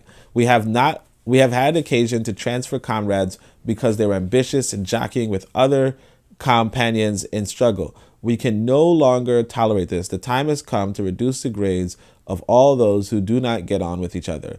There will be no more transfers. They will come down in grade to become ordinary private soldiers or ordinary militants. We have passed the stage of teaching comrades that we must understand each other. Our enemy is the colonialist Portuguese and not some other enemy. So, this is pretty interesting. We definitely want to reread it again. I got a little distracted because y'all know, family stuff. But I say, take for example, various instances have occurred where the political commissars did not go well with the commanders. It is criminal to have these misunderstandings when they have the Portuguese before them to fight. So he's like, look, in their political party, they had armed force leadership. They had the politicals and they had the military, right? And he's like, you can't be fighting with each other because we have the Portuguese to fight. And like right now, the most common thing, we always talk about it all the time, diaspora wars, gender wars. Like it got to the point where those are just normal terms among black people. And yet what Cabral is saying is, look, why in the world are you fighting each other when we didn't even freaking win yet? And that's really where we are in regards to the quote unquote black struggle, particularly in America, is that we're here fighting each other for some damn reason when realistically, like, we shouldn't be, right? So we have had occasion to transfer comrades because they were ambitious and jockeying with each other, companions in struggle. You're jockeying with each other, right? Like, Tori Nasheed and Yvette. You're jockeying with each other. And it's like, we cannot tolerate this. The time has come to reduce the grade of all those who do not get on with each other. If you cannot get along with your brothers and sisters, I should have said that too loud because I know some of y'all think I can't get along with people. I can get along with people. The time has come to reduce the grade. And that's what I'm saying. That's another thing too. It's like some people, it's not me. Although some people are going to say it's me. But sometimes, and I'm just highlighting this for, my brother, a bit of medicine, right? But some people, like we all noticed, some people, and I don't know, some people are going to say it's me, so I shouldn't say too much. But some people cannot get along. He says there'll be more transfers. They will come down in grade to become ordinary private soldiers or ordinary militants. We have passed the stage of teaching comrades that we must understand each other. Our enemy is the colonialists, so on and so forth, right? And that's pretty much it. Yeah. I mean, I could go into greater depth, but it's not that important. Everybody who needs to know, it's IYK. You know what I'm saying? If you know, you know. All right. So in this very room, there are comrades who work together and were not able to get on with each other. They should be ashamed. And why? Because they were thinking of their belly, their ambitions, instead of serving the interests of the party. This is a mentality of petty ambition, of caprice. Instead of devoting their attention to the struggle, to party work, they look to see who has more, who has less, petty squabbles, shabby intrigues, and at the bottom is a lack of courage, cowardice when all is said and done. This cannot go on. So that's what I'm saying. I never really pick on anybody else. You know what I mean? Like I just live my life. People are just at me. I'll just say it like that. Anyway, so this cannot go on. The time has come to stop this. In the bush or out of the bush, the time has come for each one to bear the weight of his consciousness, to put aside caprices, to take a firm grip of work so as to make no mistake on the path. You know, in fact, I want to talk about what Brother Makari said about somebody made a 7-part series on me. And said it wasn't about me. Well, kept talking about me. He even said, the guy says pum pum. Like, what does that even mean? Right? Like, what do you mean? So the one Jamaican guy, you know. All right, anyway. So, like, how you don't know Jamaicans? All right. But anyway, so, yeah, like what Amilcar Cabral is saying is, why in the world are you wasting time talking about another man when there's this white boy you're supposed to be fighting? You know, there's this white boy you're supposed to be struggling against. You know, while I go and put my investments, you know, abroad and all that kind of stuff. You know, that's what you should be talking about. You know, instead of, oh, well, you know, this guy, he was dating a woman. Yeah, I'm supposed to. You know, like you know, people just all your ass. Hey man, you was dating women. Yeah, you're supposed to, especially in this environment where people are pushing a different agenda. You're supposed to be out and up front about dating women. Doesn't mean keeping that just no secret. But you know, I'm gonna just say, because again, Cabral is saying, look, stop with the petty squabbles, stop with the shabby intrigues. It's not no 7-part series. You say, well, look, I mean, you just say, hey, look, I'm happily married. Good for you. I'm trying to get there too. That's it. But anyway, let's keep going. So this cannot go on. The time has come to stop this. In the bush or out of the bush, the time has come for each one to bear the weight of his consciousness, to put aside caprices, to take firm grip on work so as to make no mistakes on the path. And he must remind the comrades from the zones, above all of them, of the importance local leadership has for retaining the people's enthusiasm. We cannot tolerate that a comrade should be political commissar of any area for 1, 2, or 3 years and should come to an end without having any authority, so that everyone does what he pleases and takes no notice of his leadership. The total failure for a comrade. And we must observe that some local leaderships, which were working very well at the start, only began to do badly and to make mistakes when the leaders began to think of their belly, treating their area as if it were already independent, and beginning to think of their own life. There is a film I never forget because it taught me a great lesson. There was once a young lad who was educated in some priest's college and who believed strongly in miracles. He knew nothing about life because he had spent his life in the college and left a man of 21. All the injustices he discovered were one evil. He did not understand that on the one side was misery and human suffering, and on the other the rich. But he managed to find a dove which wrought miracles. And so, as his thoughts were on the suffering of others, he resolved to do everything to help others, so that there should be no hunger or cold, so that everyone should have houses in which to live, so that each one should achieve his desires. He did not think about himself, but asked the dove to do miracles for others. So the dove appeared to him, and perched on his hand, he said, "Give houses to the poor." And the houses appeared with all their furnishings. "Give food to the starving." And food appeared, good food. He would even call persons to ask them what they wanted, and he would grant it. Until the day when he found a girl with whom he fell in love. His beloved would ask him for something, and he would grant it. Other folks say that they too had wants, but he had no more time. Now he had time only for his beloved.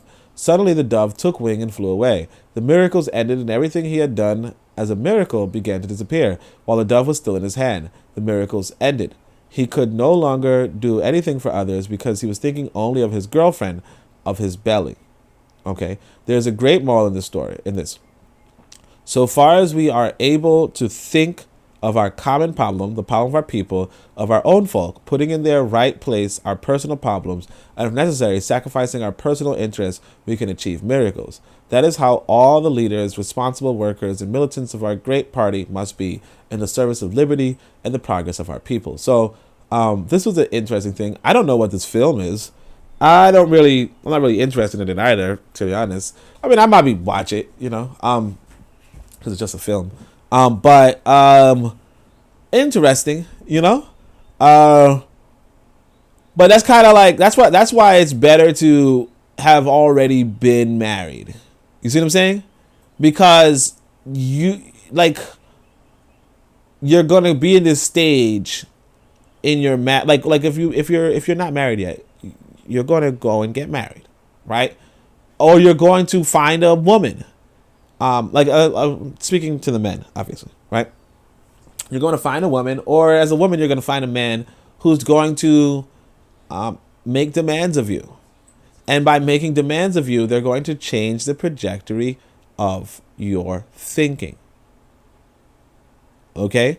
They're going to change the trajectory of your thinking. They're going to change the trajectory of your time availability, at least for a moment, until you are settled with them. Because of that, you are more fickle.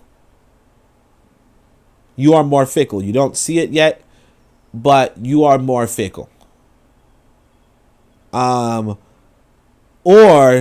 if you're not more fickle, if you don't change at all, if you get a relationship, like you find a good woman and you just, you're like, hey, look, I do my podcast every day, at this hour, and I'm not going to go to this, I'm not going to do that, I'm not going to do this, I'm not going to change one bit, you're just in my life, whatever, right? Chances are you're not going to have a good relationship. Okay, so I get the whole idea of, hey, you know what, I'll elevate you as a human being if you are in a stable, satisfying relationship. And that in and of itself would disqualify a lot of people, because like this guy right here, obviously it's a movie, it's not realistic, but it's an example. It's an example. So anyway, I did want to read a couple of chapters. I don't think I'll read as many chapters as I said I'd read. Some of the chapters are really short, but at the same time, I don't think that I'll read the chapters that I said I would read, because it is a little bit long. Let me just see how long I've been talking. I wasn't talking that long, but even so, I'll still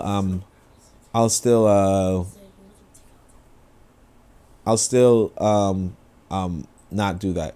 But we'll see. Because some of them might be, I think it's actually pretty short. I don't know. I'll see. So we're going to just go to 7 at least. So struggle of the people, maybe 8 too, because I think 8 is like 1 page. Struggle of the people, by the people, for the people. A basic principle for our struggle is that it is a struggle of our people, and that is our people who must wage it, and its result is for our people. You have already clearly understood what the people are. The question we now pose is the following: against whom are our people struggling?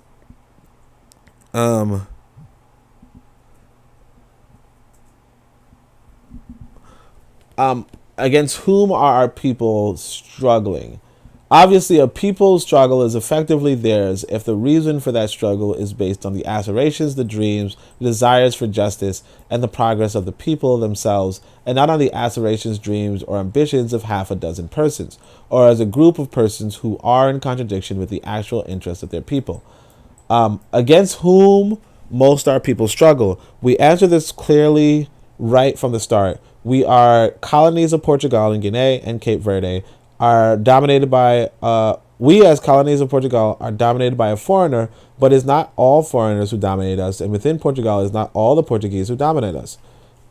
The force and impression which is exerted on us comes from the ruling class in Portugal, from the Portuguese capitalist bourgeoisie, which exploits the people of Portugal as much as it exploits us. Now, of course, they do not exploit you as much as they exploit, and they don't exploit themselves as much as they exploit you. That's not true. And I guess, of course, the capitalist bourgeoisie, the question of them actually exploiting their own people is not as definite as it is of them exploiting their colonies, right? So that's another, like a Marxian mistake. As we know well, the ruling class in Portugal, the colonialist... Sorry, my computer just went. The colonialist class in Portugal is tied to world domination by other classes in other countries, who together make up imperialist domination. It is tied to the ensemble of capitalist forces in the world, which, as well as dominating their own country, have a vital need to dominate other peoples, other countries, both to have raw materials for their industry and to have markets for their manufacturers. In short, we are dominated by the Portuguese colonialist capitalist class tied to world imperialism. I'm actually going to change this to be 6 to 8. The chapters we're going to read is 6 to 8.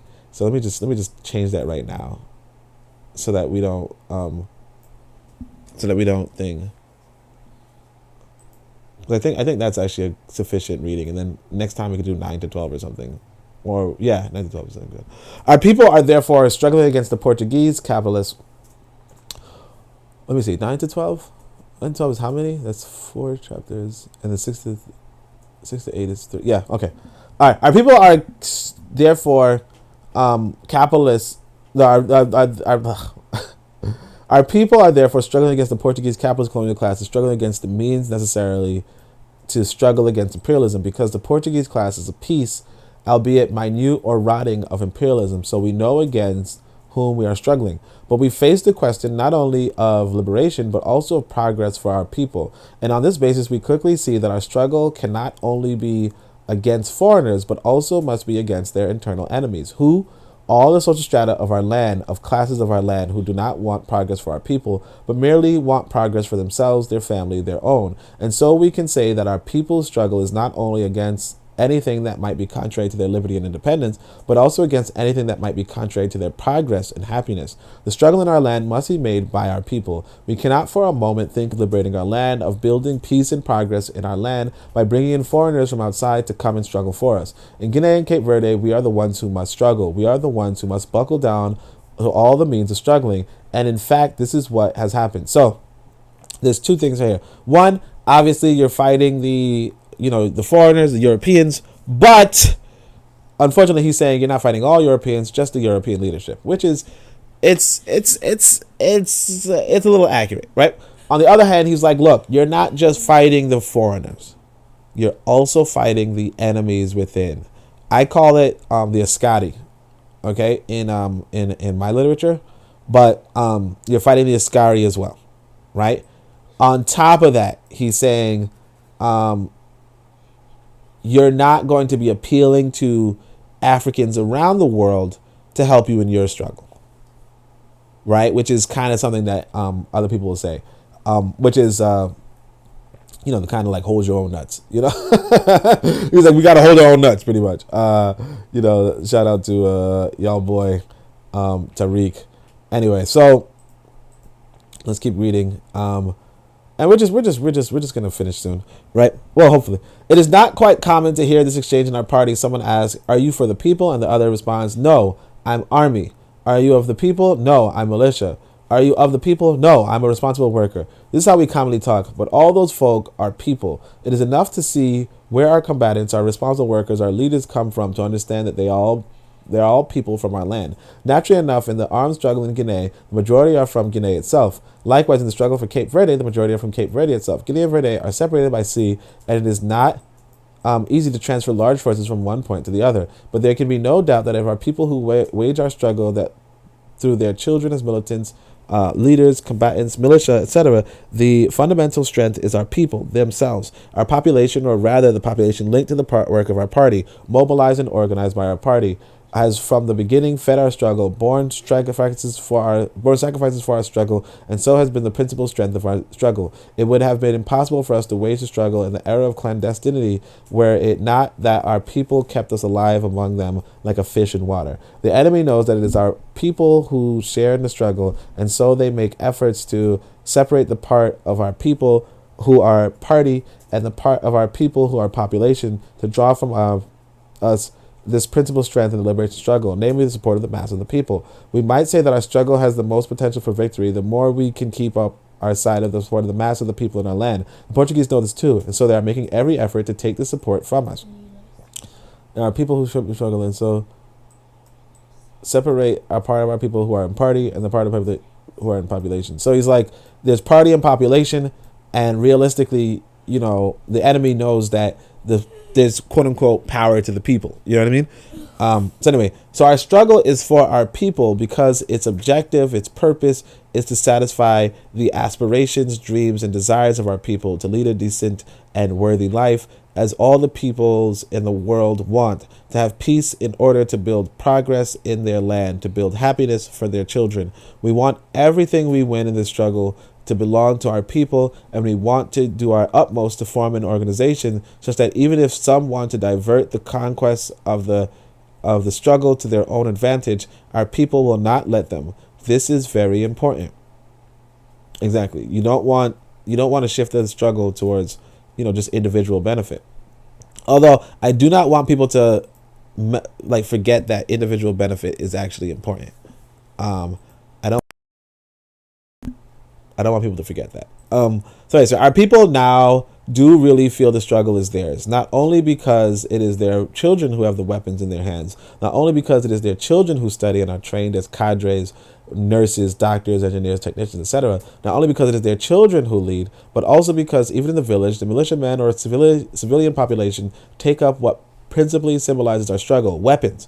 It is not by chance or for any other reason that our party leadership has given weapons and constantly gives more to our population. It's precisely so that no one should take it into his head that only those who take up arms in the people's army or in the guerrilla forces are effectively struggling for results in the struggle. The more weapons there are for our supporters, the more certainty our population and our people will feel that the struggle is really theirs, and the fewer illusions they will be in the heads of our combatants and leaders that the struggle is their exclusive concern. So again, he's arming everybody.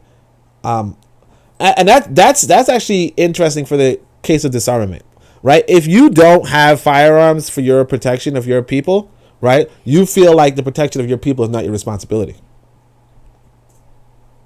right? And we know this. Like if you're in Chicago, and you know there are obviously the gangbangers who have weapons, right? There's obviously the police who have weapons, right? And there's obviously private citizens who do not have weapons. And so the private citizens feel like, hey, you know, the state is failing us inside of the protection of our people. And they don't feel like they're a part of, like they don't have a responsibility to protect their people. And it's the same inside if you go to Nigeria, northern Nigeria, right? If you go to northern Nigeria, you have the people who are not armed against Boko Haram.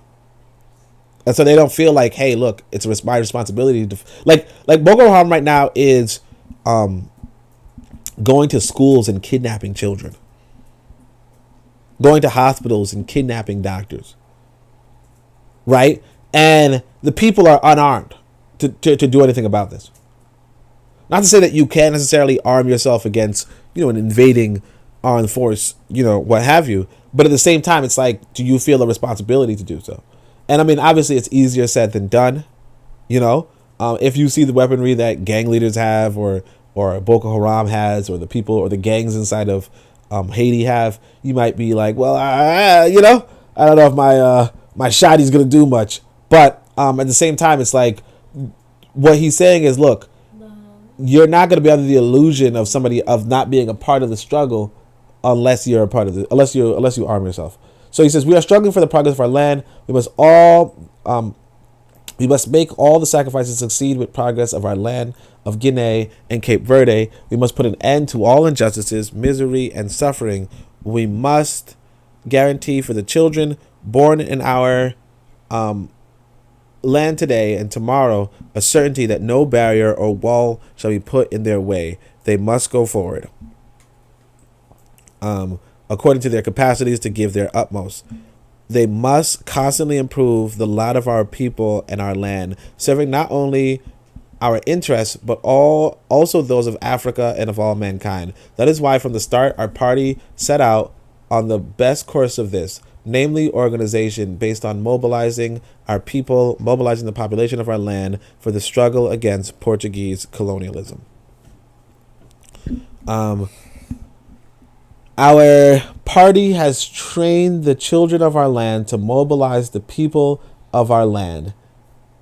This work was no laughing matter. Many of you here, young lads who are today responsible workers in the party, cannot imagine how difficult this work was. Moreover, we have organized within the framework of our party a larger portion of the population of our land. This was the principal political strength of our struggle, which provided the potential for our struggle to advance as well as it has advanced. We must train our people. We must train ourselves, leaders and militants of our party, our combatants who are making this sacrifice today to defend at all costs the conquest of our people. Our people are making through this struggle. Today, the people born in the bush who yesterday could express no views of their lives and on their destiny can express their views, can make decisions. They can decide issues in the party committee and in the people's court, where the descendants of our land have shown the ability to try the errors, crimes, and other wrongdoings committed by other descendants of our land. This is further clear evidence that this struggle is of our people, by our people, and for our people. This right here, you know, forming your own court system, that was one of the things that really, like, it triggered a memory in me when there was this kid who was killed in Brooklyn, I think by a police officer. And I actually wrote some stories about it, come to think of it. But he was killed by this police officer, and, you know, it's terrible. You know, it could have been 5 years ago. It could have been 8 years ago. I don't know. But, you know, it affects you. But the reality is this. We as a community didn't bring the police officer to court. I don't even know if the police officer even faced any court time. But that's why it's like we're not doing half as much as we need to do. And so it is impressive. Like we have to be able to decide our own issues. And this is what Cabral and the political parties allow for our people. When we're not a part of political parties, when we just, like, for instance, in America, because I could talk for America because that's where I live. That's where I observe, right? Closest. In America, we just vote for the Democrats. Now, that's not to say that there's not Democratic political clubs nearby that you could join and have an impact. You can do that technically, but most of us don't. I could say that. And because of that, it's like, but we're also still party faithfuls. What Cabral is saying is, hey, look, be a part of the political party. And what China is saying is, hey, look, be a part of the political party. Not to say that people in China don't necessarily, not to say that everybody votes for everybody's a part of the political party, because you can't, not everybody qualifies, but that's another conversation altogether. But various party comrades with high or low responsibilities and even ordinary combatants have not understood this very well. They have tried to turn the struggle a little to their advantage. After all, they are the people, it would seem. The struggle of our people, by our people, but for them. This is one of the serious mistakes that can be made in a struggle like ours. We cannot in the least allow our armed forces, our militants, or our responsible workers to forget for a single instant that the greatest consideration, respect, and dedication is owed to the people of our land, to our population, above all, the liberated areas of our land. Anyone who is ready to die from some bullet in the war, but is also to show lack of respect for our people, the village folk, the population, will die without knowing why he is dying, or dies under delusion. But again, I don't want people to think that you shouldn't try to benefit yourself. Now, obviously, you shouldn't try to benefit yourself to the extreme, or you shouldn't try to benefit yourself against the other people. But it's like this. I feel like this is also another extreme. Like what he's saying is essentially, the only people of value, like the most valuable people, are the village folk and the people who ran the farms, which is true. They're very valuable, but you don't want to make it seem like the person, struggling or what have you isn't also valuable, is what I'm saying, and that's a big danger that we tend to run into. Okay, so I think I see some comments. Let me see if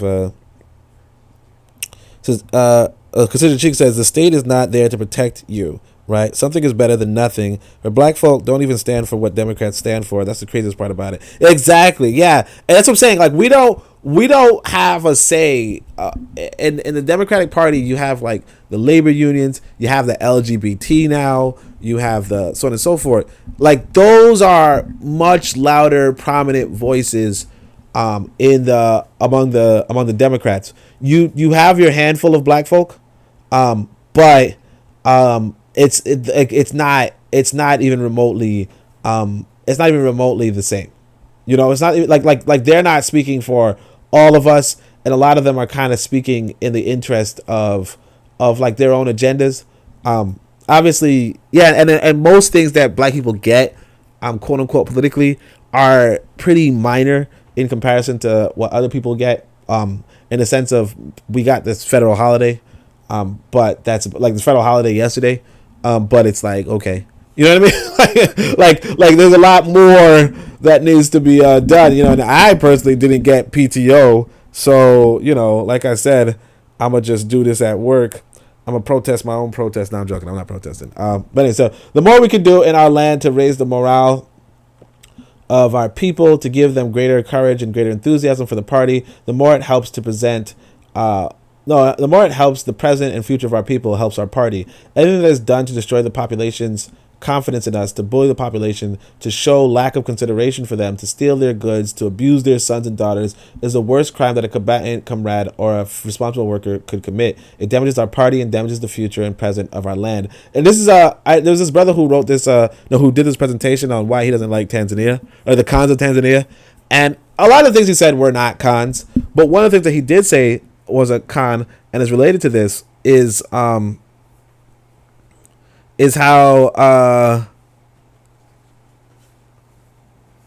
okay, so one of the things that he said was related to this was how a police officer would stop you for some traffic violation and would let you go for some money. Okay, so and like even if you were completely innocent, like essentially like what the police were doing, where they were pulling over cars and then looking for something to extort you over, and even in the case where there was nothing to extort you over, they would still extort you.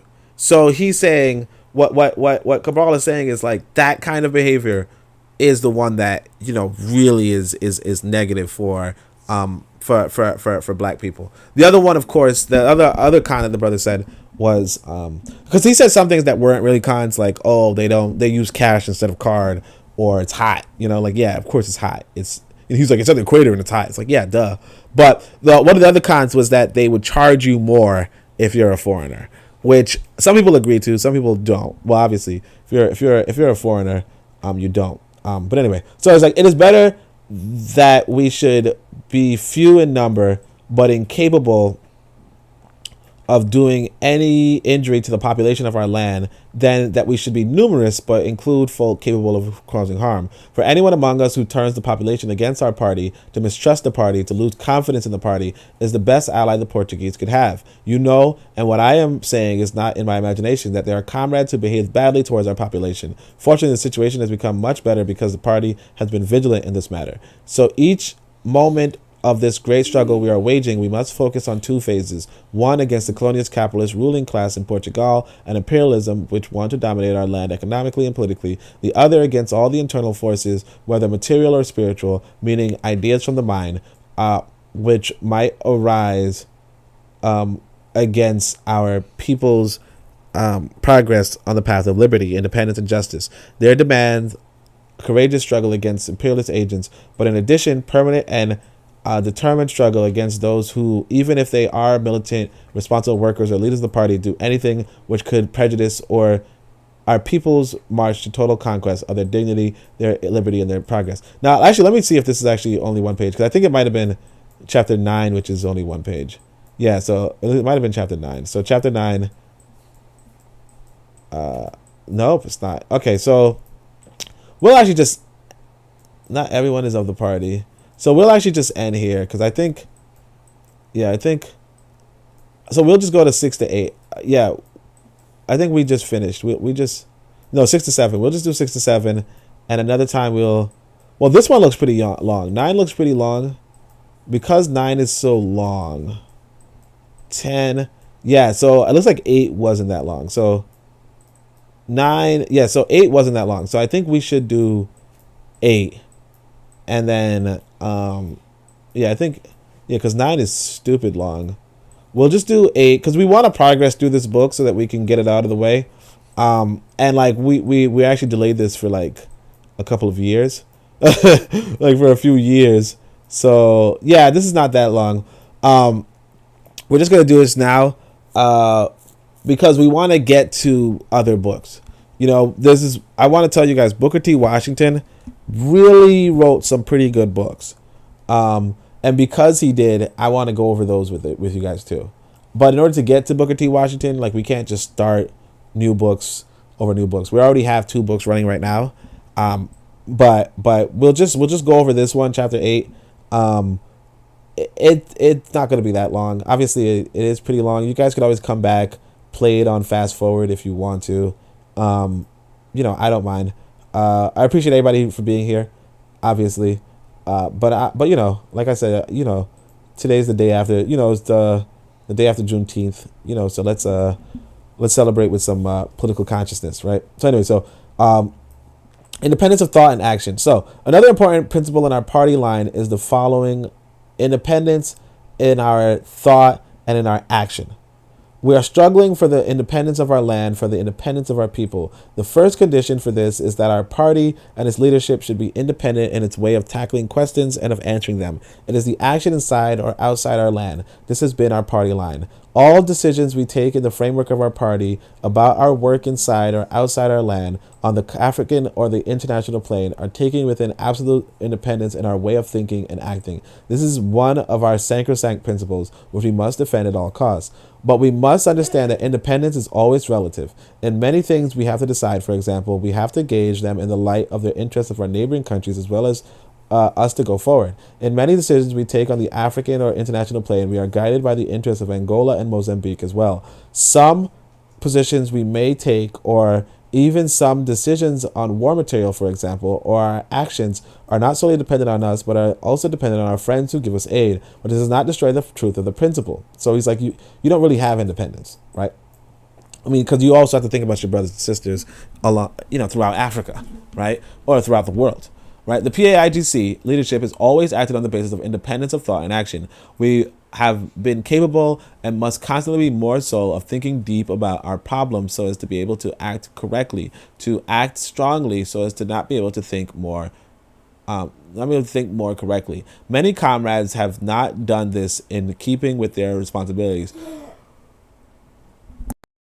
Some have limited themselves to acting without thinking, and others have a lot of ideas without doing anything in practice. Look at that. Some have a lot of ideas without doing anything in practice. We must be able to bring those two basic elements together, thought and action and thought. This independence in our thoughts and action is relative. It is relative because in our thoughts, we are also influenced by the thoughts of others. We are not the first to wage an armed struggle for national liberation or revolution.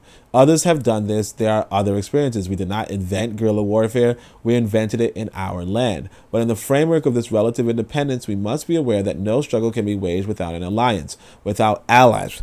In all struggles, we must make a choice. That is, we have to choose one path or another. We cannot wage a struggle without knowing what path we must follow. So we must know our one thing. Who are our allies in Africa and in the world? So you already see he's talking about allies in Africa and in war. Now, this is actually pretty important because a lot of us are going to say, you know what? Africa has no allies, right? But again, this is not like somebody sitting down in the ebony tower, if you will.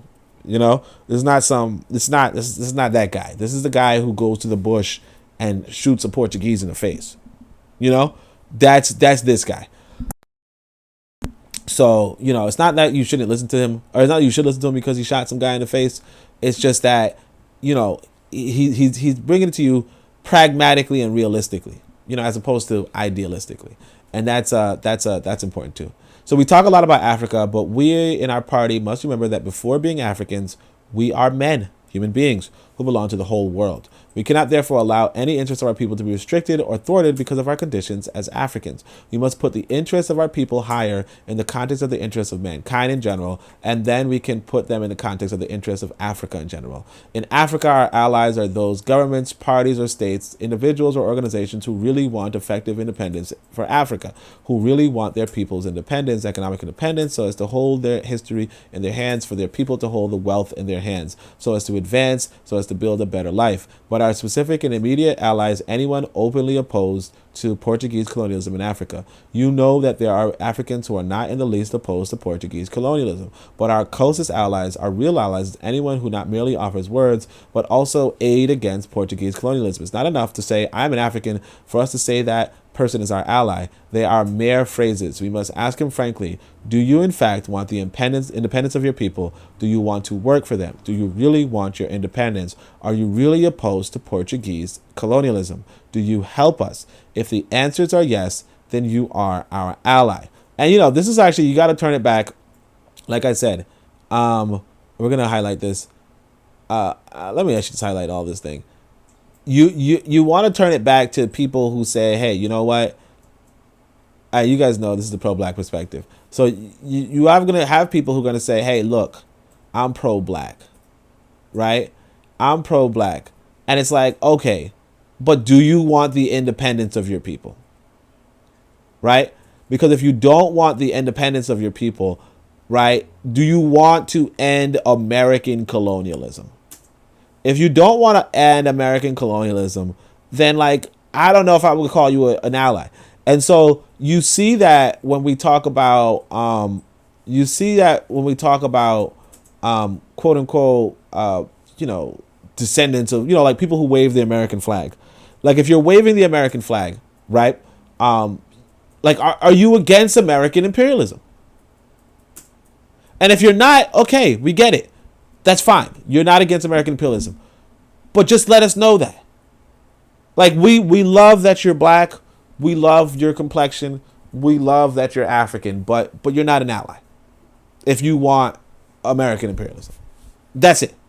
Like if you want to just live, comfortably in America, I get that. If you want American imperialism, I don't get that. But all right. So we are also a part of the world. Who are our allies in the world? It is not difficult to know today. All our people know. Why? Because we have practical proof. Who gives us aid? They are our allies. Those who give us aid. Who gives us aid? First in the world, the socialist countries. But there are some socialist countries who betrayed their role in providing aid for our struggle.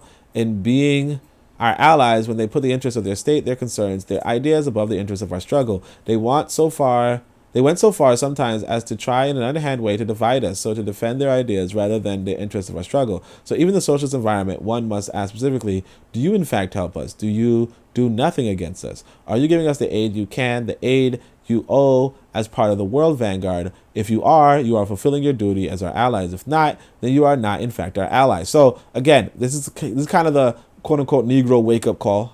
I shouldn't say Negro, but you guys know what I'm saying. Where he's like, you know what? These socialists weren't really real to us either. They offered aid, but it was for their own national interest. And I want people to understand that everybody's going to be nationalists. Everybody and every person of a race is going to be racist. It's when you're not nationalist and when you're not racist that you run into problems, right? So he says there are other men and women in the world who are our allies. In capitalist countries, there are persons who are opposed to Portuguese colonialism. They are our allies. We have one criterion to distinguish our friends from the friends of the Portuguese. Anyone who's opposed to Portuguese colonialism is our friend, is our ally. Anyone who supports Portuguese colonialism is our enemy, is the ally of the Portuguese. So that's the one condition. Just have to be against you have to be against the other. You have to be against the enemy, and that's really what it comes to. Are you against the enemy? Are you against the enemy at the moment? And that's why I think it was Dr. Clark. He said something along the lines of permanent friends and permanent allies, like that. You don't have to have permanent friends and permanent allies. You could be like, hey, you know what? Let's fight against the Portuguese together. And then when the Portuguese are defeated, you say, okay, we'll have a nice day. Have a nice day. But anyway, so in the world, as part of mankind of Africa, we have taken a clear stand in the anti-imperialist struggle. We are not the only ones. There are other peoples. We must be consistent. If we demand solidarity with us from other peoples, we must show solidarity with them as well. We must show solidarity with all the African peoples who struggle for the genuine independence of their land, for the liberty, progress, and happiness of their people, and above all, those who struggle against the colonialist racism of the world, whites in southern Africa. In pride of place, our comrades in Angola and Mozambique, our companions in struggle, we have to be able to show them the greatest possible solidarity because their struggle is our own struggle. We must show solidarity with the Asian people who struggle against imperialism, especially with the people of Vietnam, of Laos, and of Korea in their struggle against American imperialism. So you see where the socialist thing takes you. But again, we have to go back to the context, right? This is 1960s or something, 1970s, right? The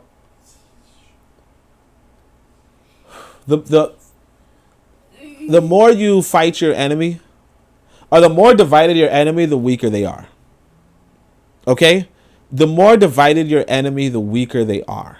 And so a part of how you divide your enemy is to is to help their enemies. So this is what he's saying. We must show solidarity with the Asian people who struggle against imperialism, especially with the people of Vietnam, of Laos, and of Korea, in their struggle against American imperialism. We must show solidarity with the Latin American peoples in the struggle against imperialism, especially with the people of Cuba, who were able to overcome reaction and imperialism in their land to establish a just system which is encircled and threatened by imperialists. Now, again, obviously, you know, a little bit of exaggeration, a little bit of hyperbole, but it is what it is. We must show the utmost solidarity with them and with all the Latin American liberation movements. In North America, we must show solidarity, real solidarity, with the descendants of African slaves who are today part of the North American population and are Americans, basically the African Americans. He's like, we must show solidarity with African Americans.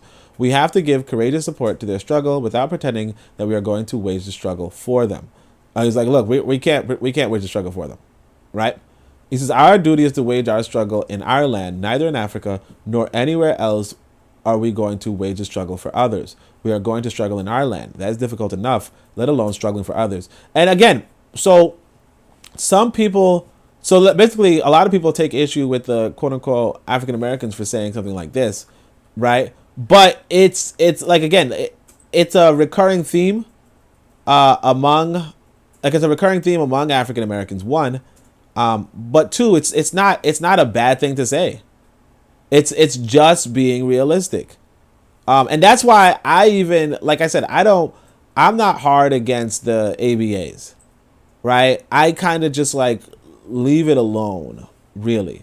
Like I'm at that point where I'm just like, yeah, I won't bother them. You know what I'm saying? We cannot pretend. So I think I probably highlighted way too much, because then, oh shit, I just went to the next page.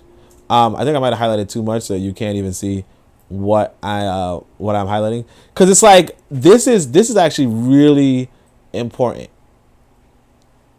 You know, this is actually really important. You know, this is actually really important to say we're not going to struggle. You know, nor anywhere else are we going to waste struggle for others. So there's like we in Guinea are not going to struggle for even other African countries. You know? Like let alone we're not going to struggle all the way in America. And I think that's why, like, it's real, like for me, I don't even encourage Pan-Africanism to just everybody. Like I don't. That's just partly the reason why, because it's like if you're being realistic about what you can and can't do, you have to come to terms with, you know what, like even if I do some great work in Tanzania, like that's not necessarily going to do anything in Mozambique. Although you can and you can't, you can't, you know. Brother Bakari says, you did a good job. I listened to you while doing my cardio 3.5 miles. Shit. This brother. You know, that's what I'm saying. Like sometimes that's what you got to do with these podcasts. You just put them on while you exercising or something. Like I sometimes do my dip bar or I might even like play a video game, low key. But I call it research. You know, you're researching how to make a better game. I'm a game developer, you know. At least I say so. They say if you say it, it might come true. We must be able to all the time to show solidarity with the socialist countries that are many folk who think that it is the duty of the socialists to give everything, but they should receive nothing in return, not even at least a word of thanks. This is wrong. So he's like, look, the socialists do a lot, and you know that's the thing. The socialists, you when it comes to investing, I'll say this: when it comes to investing, you only put in what you can afford to lose. Okay, that's what somebody told me about before about this whole crypto nonsense. And of course, I lost a bunch of money, but I could afford to lose a bunch of money, right? Not because I have money or anything, but just, you know, it just happened that I could at the time, right? Now I'm kind of like shit, but anyway. But you guys get what I'm saying. The point is, when it comes to helping other people, you can only give what you can afford to give.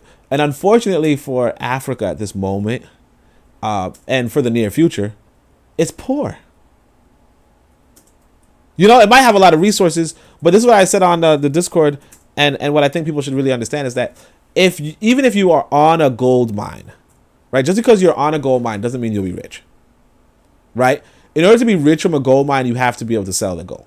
You have to be able to transport the gold and sell the gold, obviously, right? Or dig the gold, transport the gold, all that kind of stuff, right? I say all that to say, yeah, people are going to help when they have when they have the ability to help. And if they don't have the ability to help, they won't help. Oh, not that they won't help, but like don't hold your breath.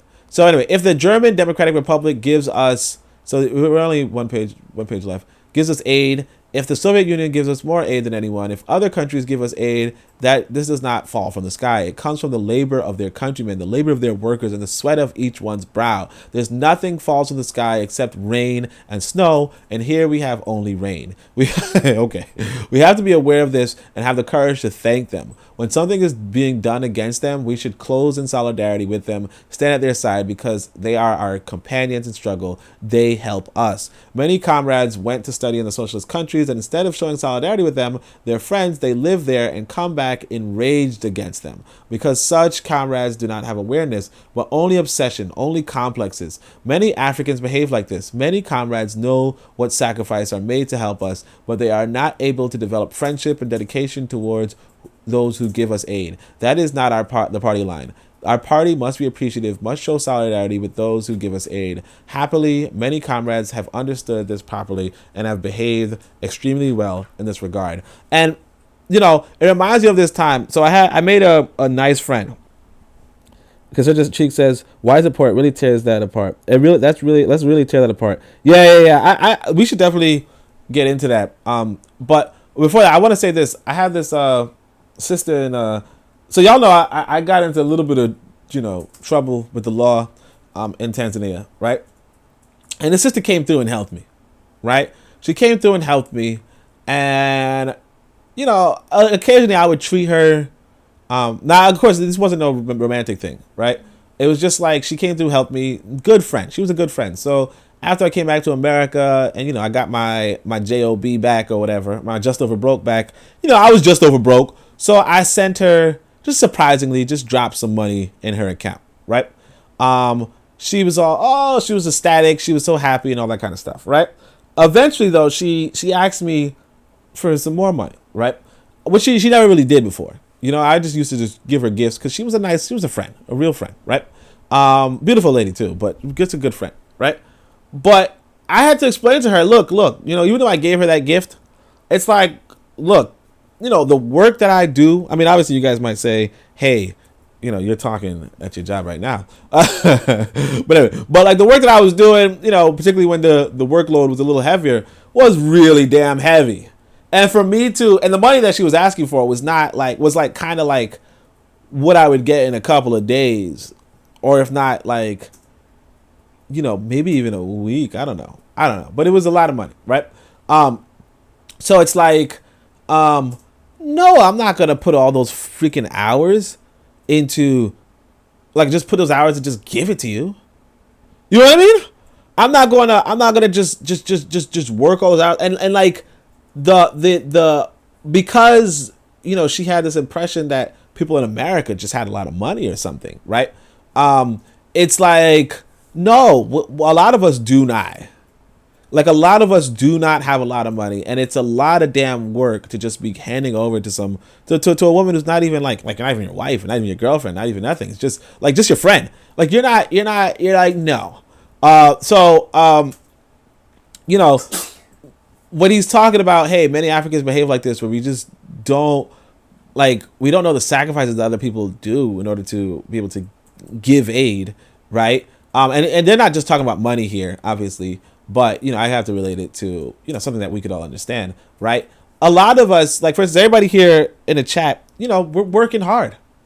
You know, we're working hard, and like what we earn, we like if we give any bit of that earning, you know, it is a lot. And that's why I tell people, you know, even though I might give away money, right? If somebody gives me, like, hits up my Cash App, right? It could be $5 freaking that I get for the freaking month. I'm still appreciative of it. You know what I'm saying? And I mean, $5, like I said, I would give away more, you know, for nothing, for less. But at the same time, it's like somebody worked hard and said, you know what, you know, this is my contribution, you know, and you have to be appreciative of what other people do for you.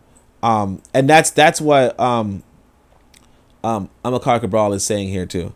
So Khadija Sheikh, so we're gonna go to Khadija Sheikh says Africa's only poor because they are outsourcing everything and not trading with themselves. Exactly. You know, we we are not trading with ourselves, and that's probably the most fundamental issue behind why we're not rich. This is why I connected with this sister in Africa who needed some capital. Obviously, I helped her with the capital because it's like, why not? We're African people. One of the dignified and respectable things you should do as an African people is invest in your own people, right? Because that's what every other people does. Every other people do that. Now, obviously, you have to be very careful with who you invest in because not everybody is a capable person for investing. And that's kind of like what Amilcar Cabral was outlining here. But the reason why I'm telling this story is because this sister, of all the people I invested in a sense, she was like, hey, you know what? Let's talk about Mozambique. Because that's why I said it's not true that, helping in Tanzania, you can't help in Mozambique. Mozambique might have a certain, let's say, ice cream product, right? Mozambique might have a certain ice cream project. She's like, look, I'm going to head over to Mozambique and see if I can make a deal to get that product that they sell, that they create in Mozambique, and sell it here in Tanzania. You see what I'm saying? That's the kind of mindset that brings Africa forward. But it's not a universal mindset. And that's something that we also have to come to terms with. There are some people who will look to engaging in intracontinental trade, and there are some people who are only looking for what's already established, which is the world market. The world market is a trap for African people. The world market is a trap for African people. Looks like Kasich says that is globally around the world for black folk. We don't come together and invest in us. Exactly.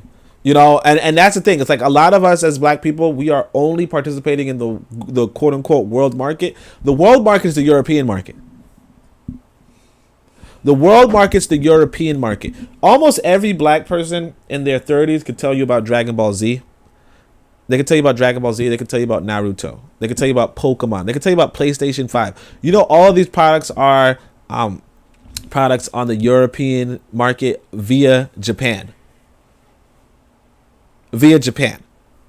It's none of this has anything. And the irony of for instance, talking about the PlayStation and all that kind of stuff is that an African American man was the leader in making the game cartridge. So he had an advantage. So essentially, the Japanese who became the Nintendo became the masters of video games and all that kind of stuff in terms of the video game cartridge.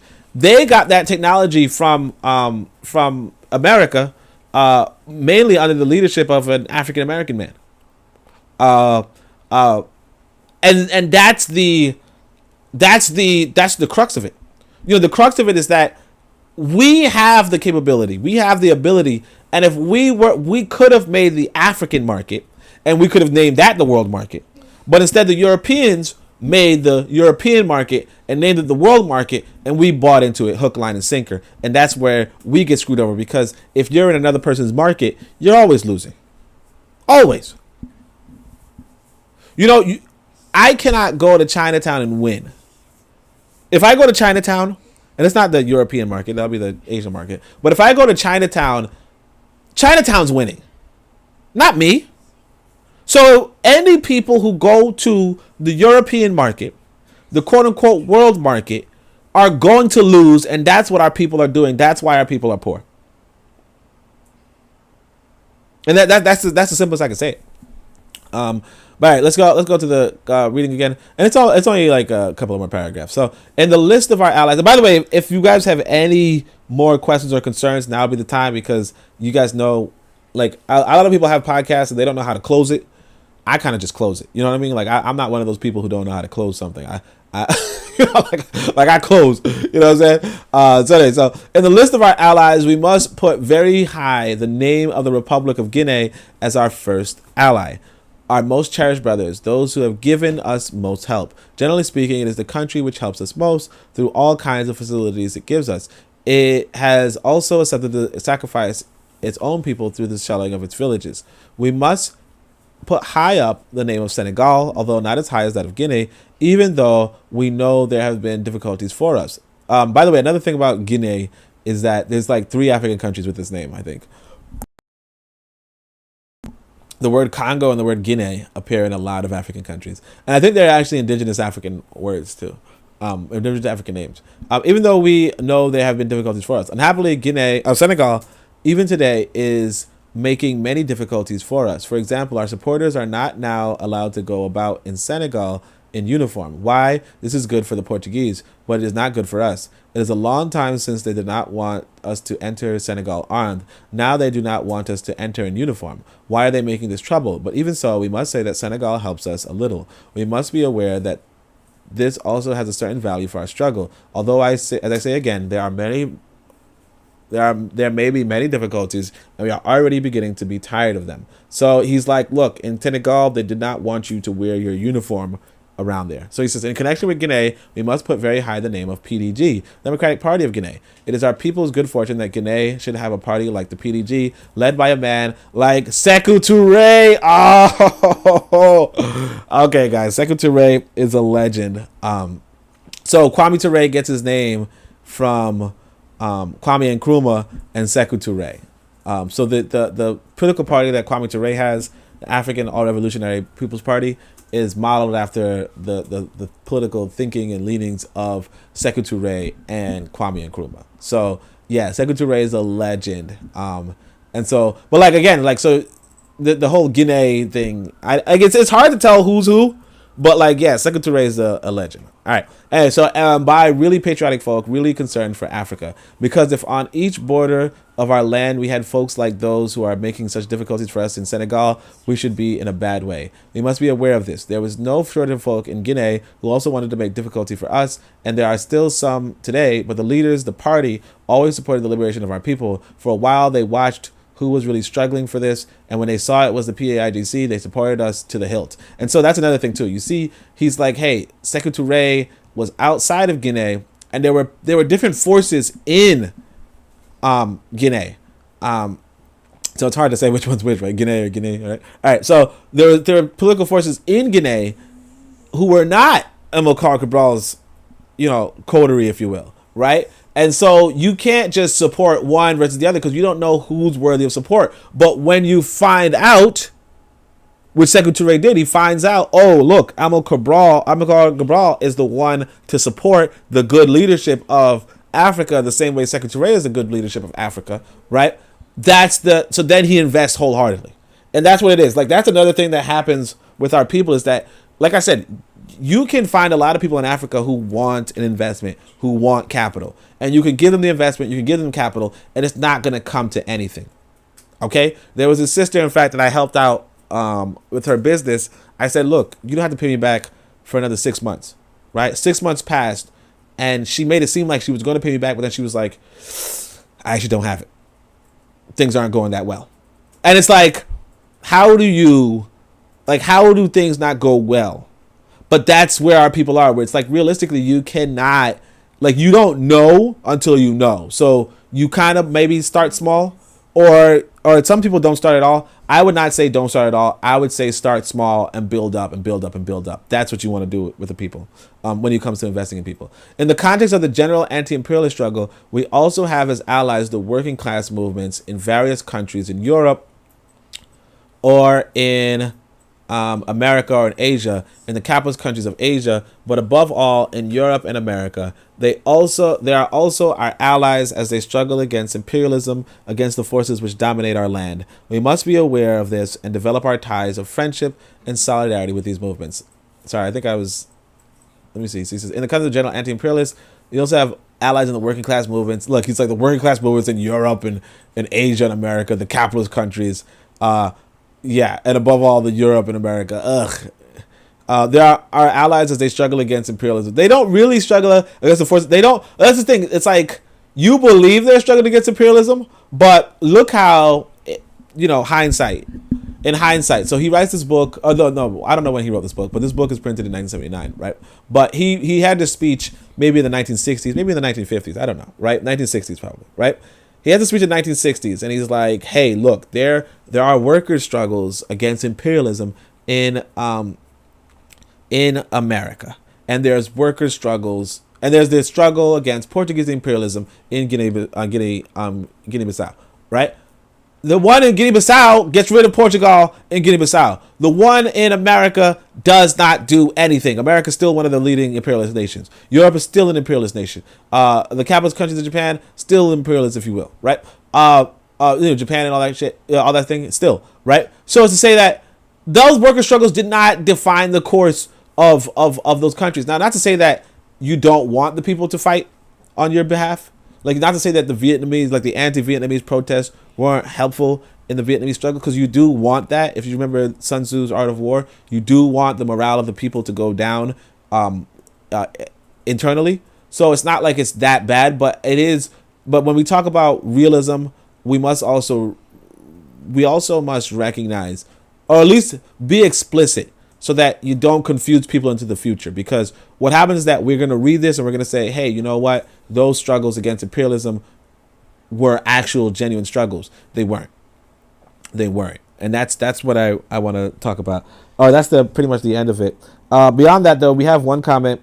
We have Brother Bakari. We're going to just switch over to the live chat and see what that's about. Brother Bakari says, there's a lot of places called Guinea-Bissau, Equatorial Guinea, all in Africa.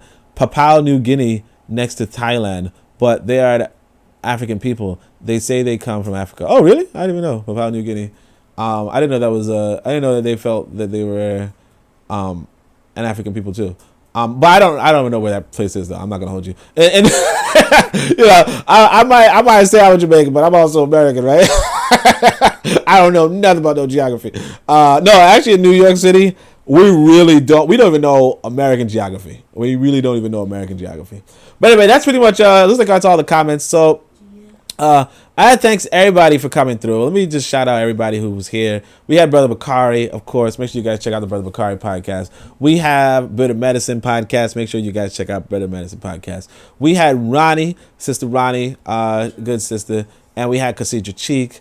Make sure you guys check out Casidra Cheek. You know Casidra Cheek is doing Ram in the Bush. So, like I said about investing in black people, make sure you guys check her out and invest in her because she's investing in our people. She's investing in our people a whole lot. So, beyond all that, I thank everybody for coming through. It was nice. It was a good reading. I'm enjoying this book.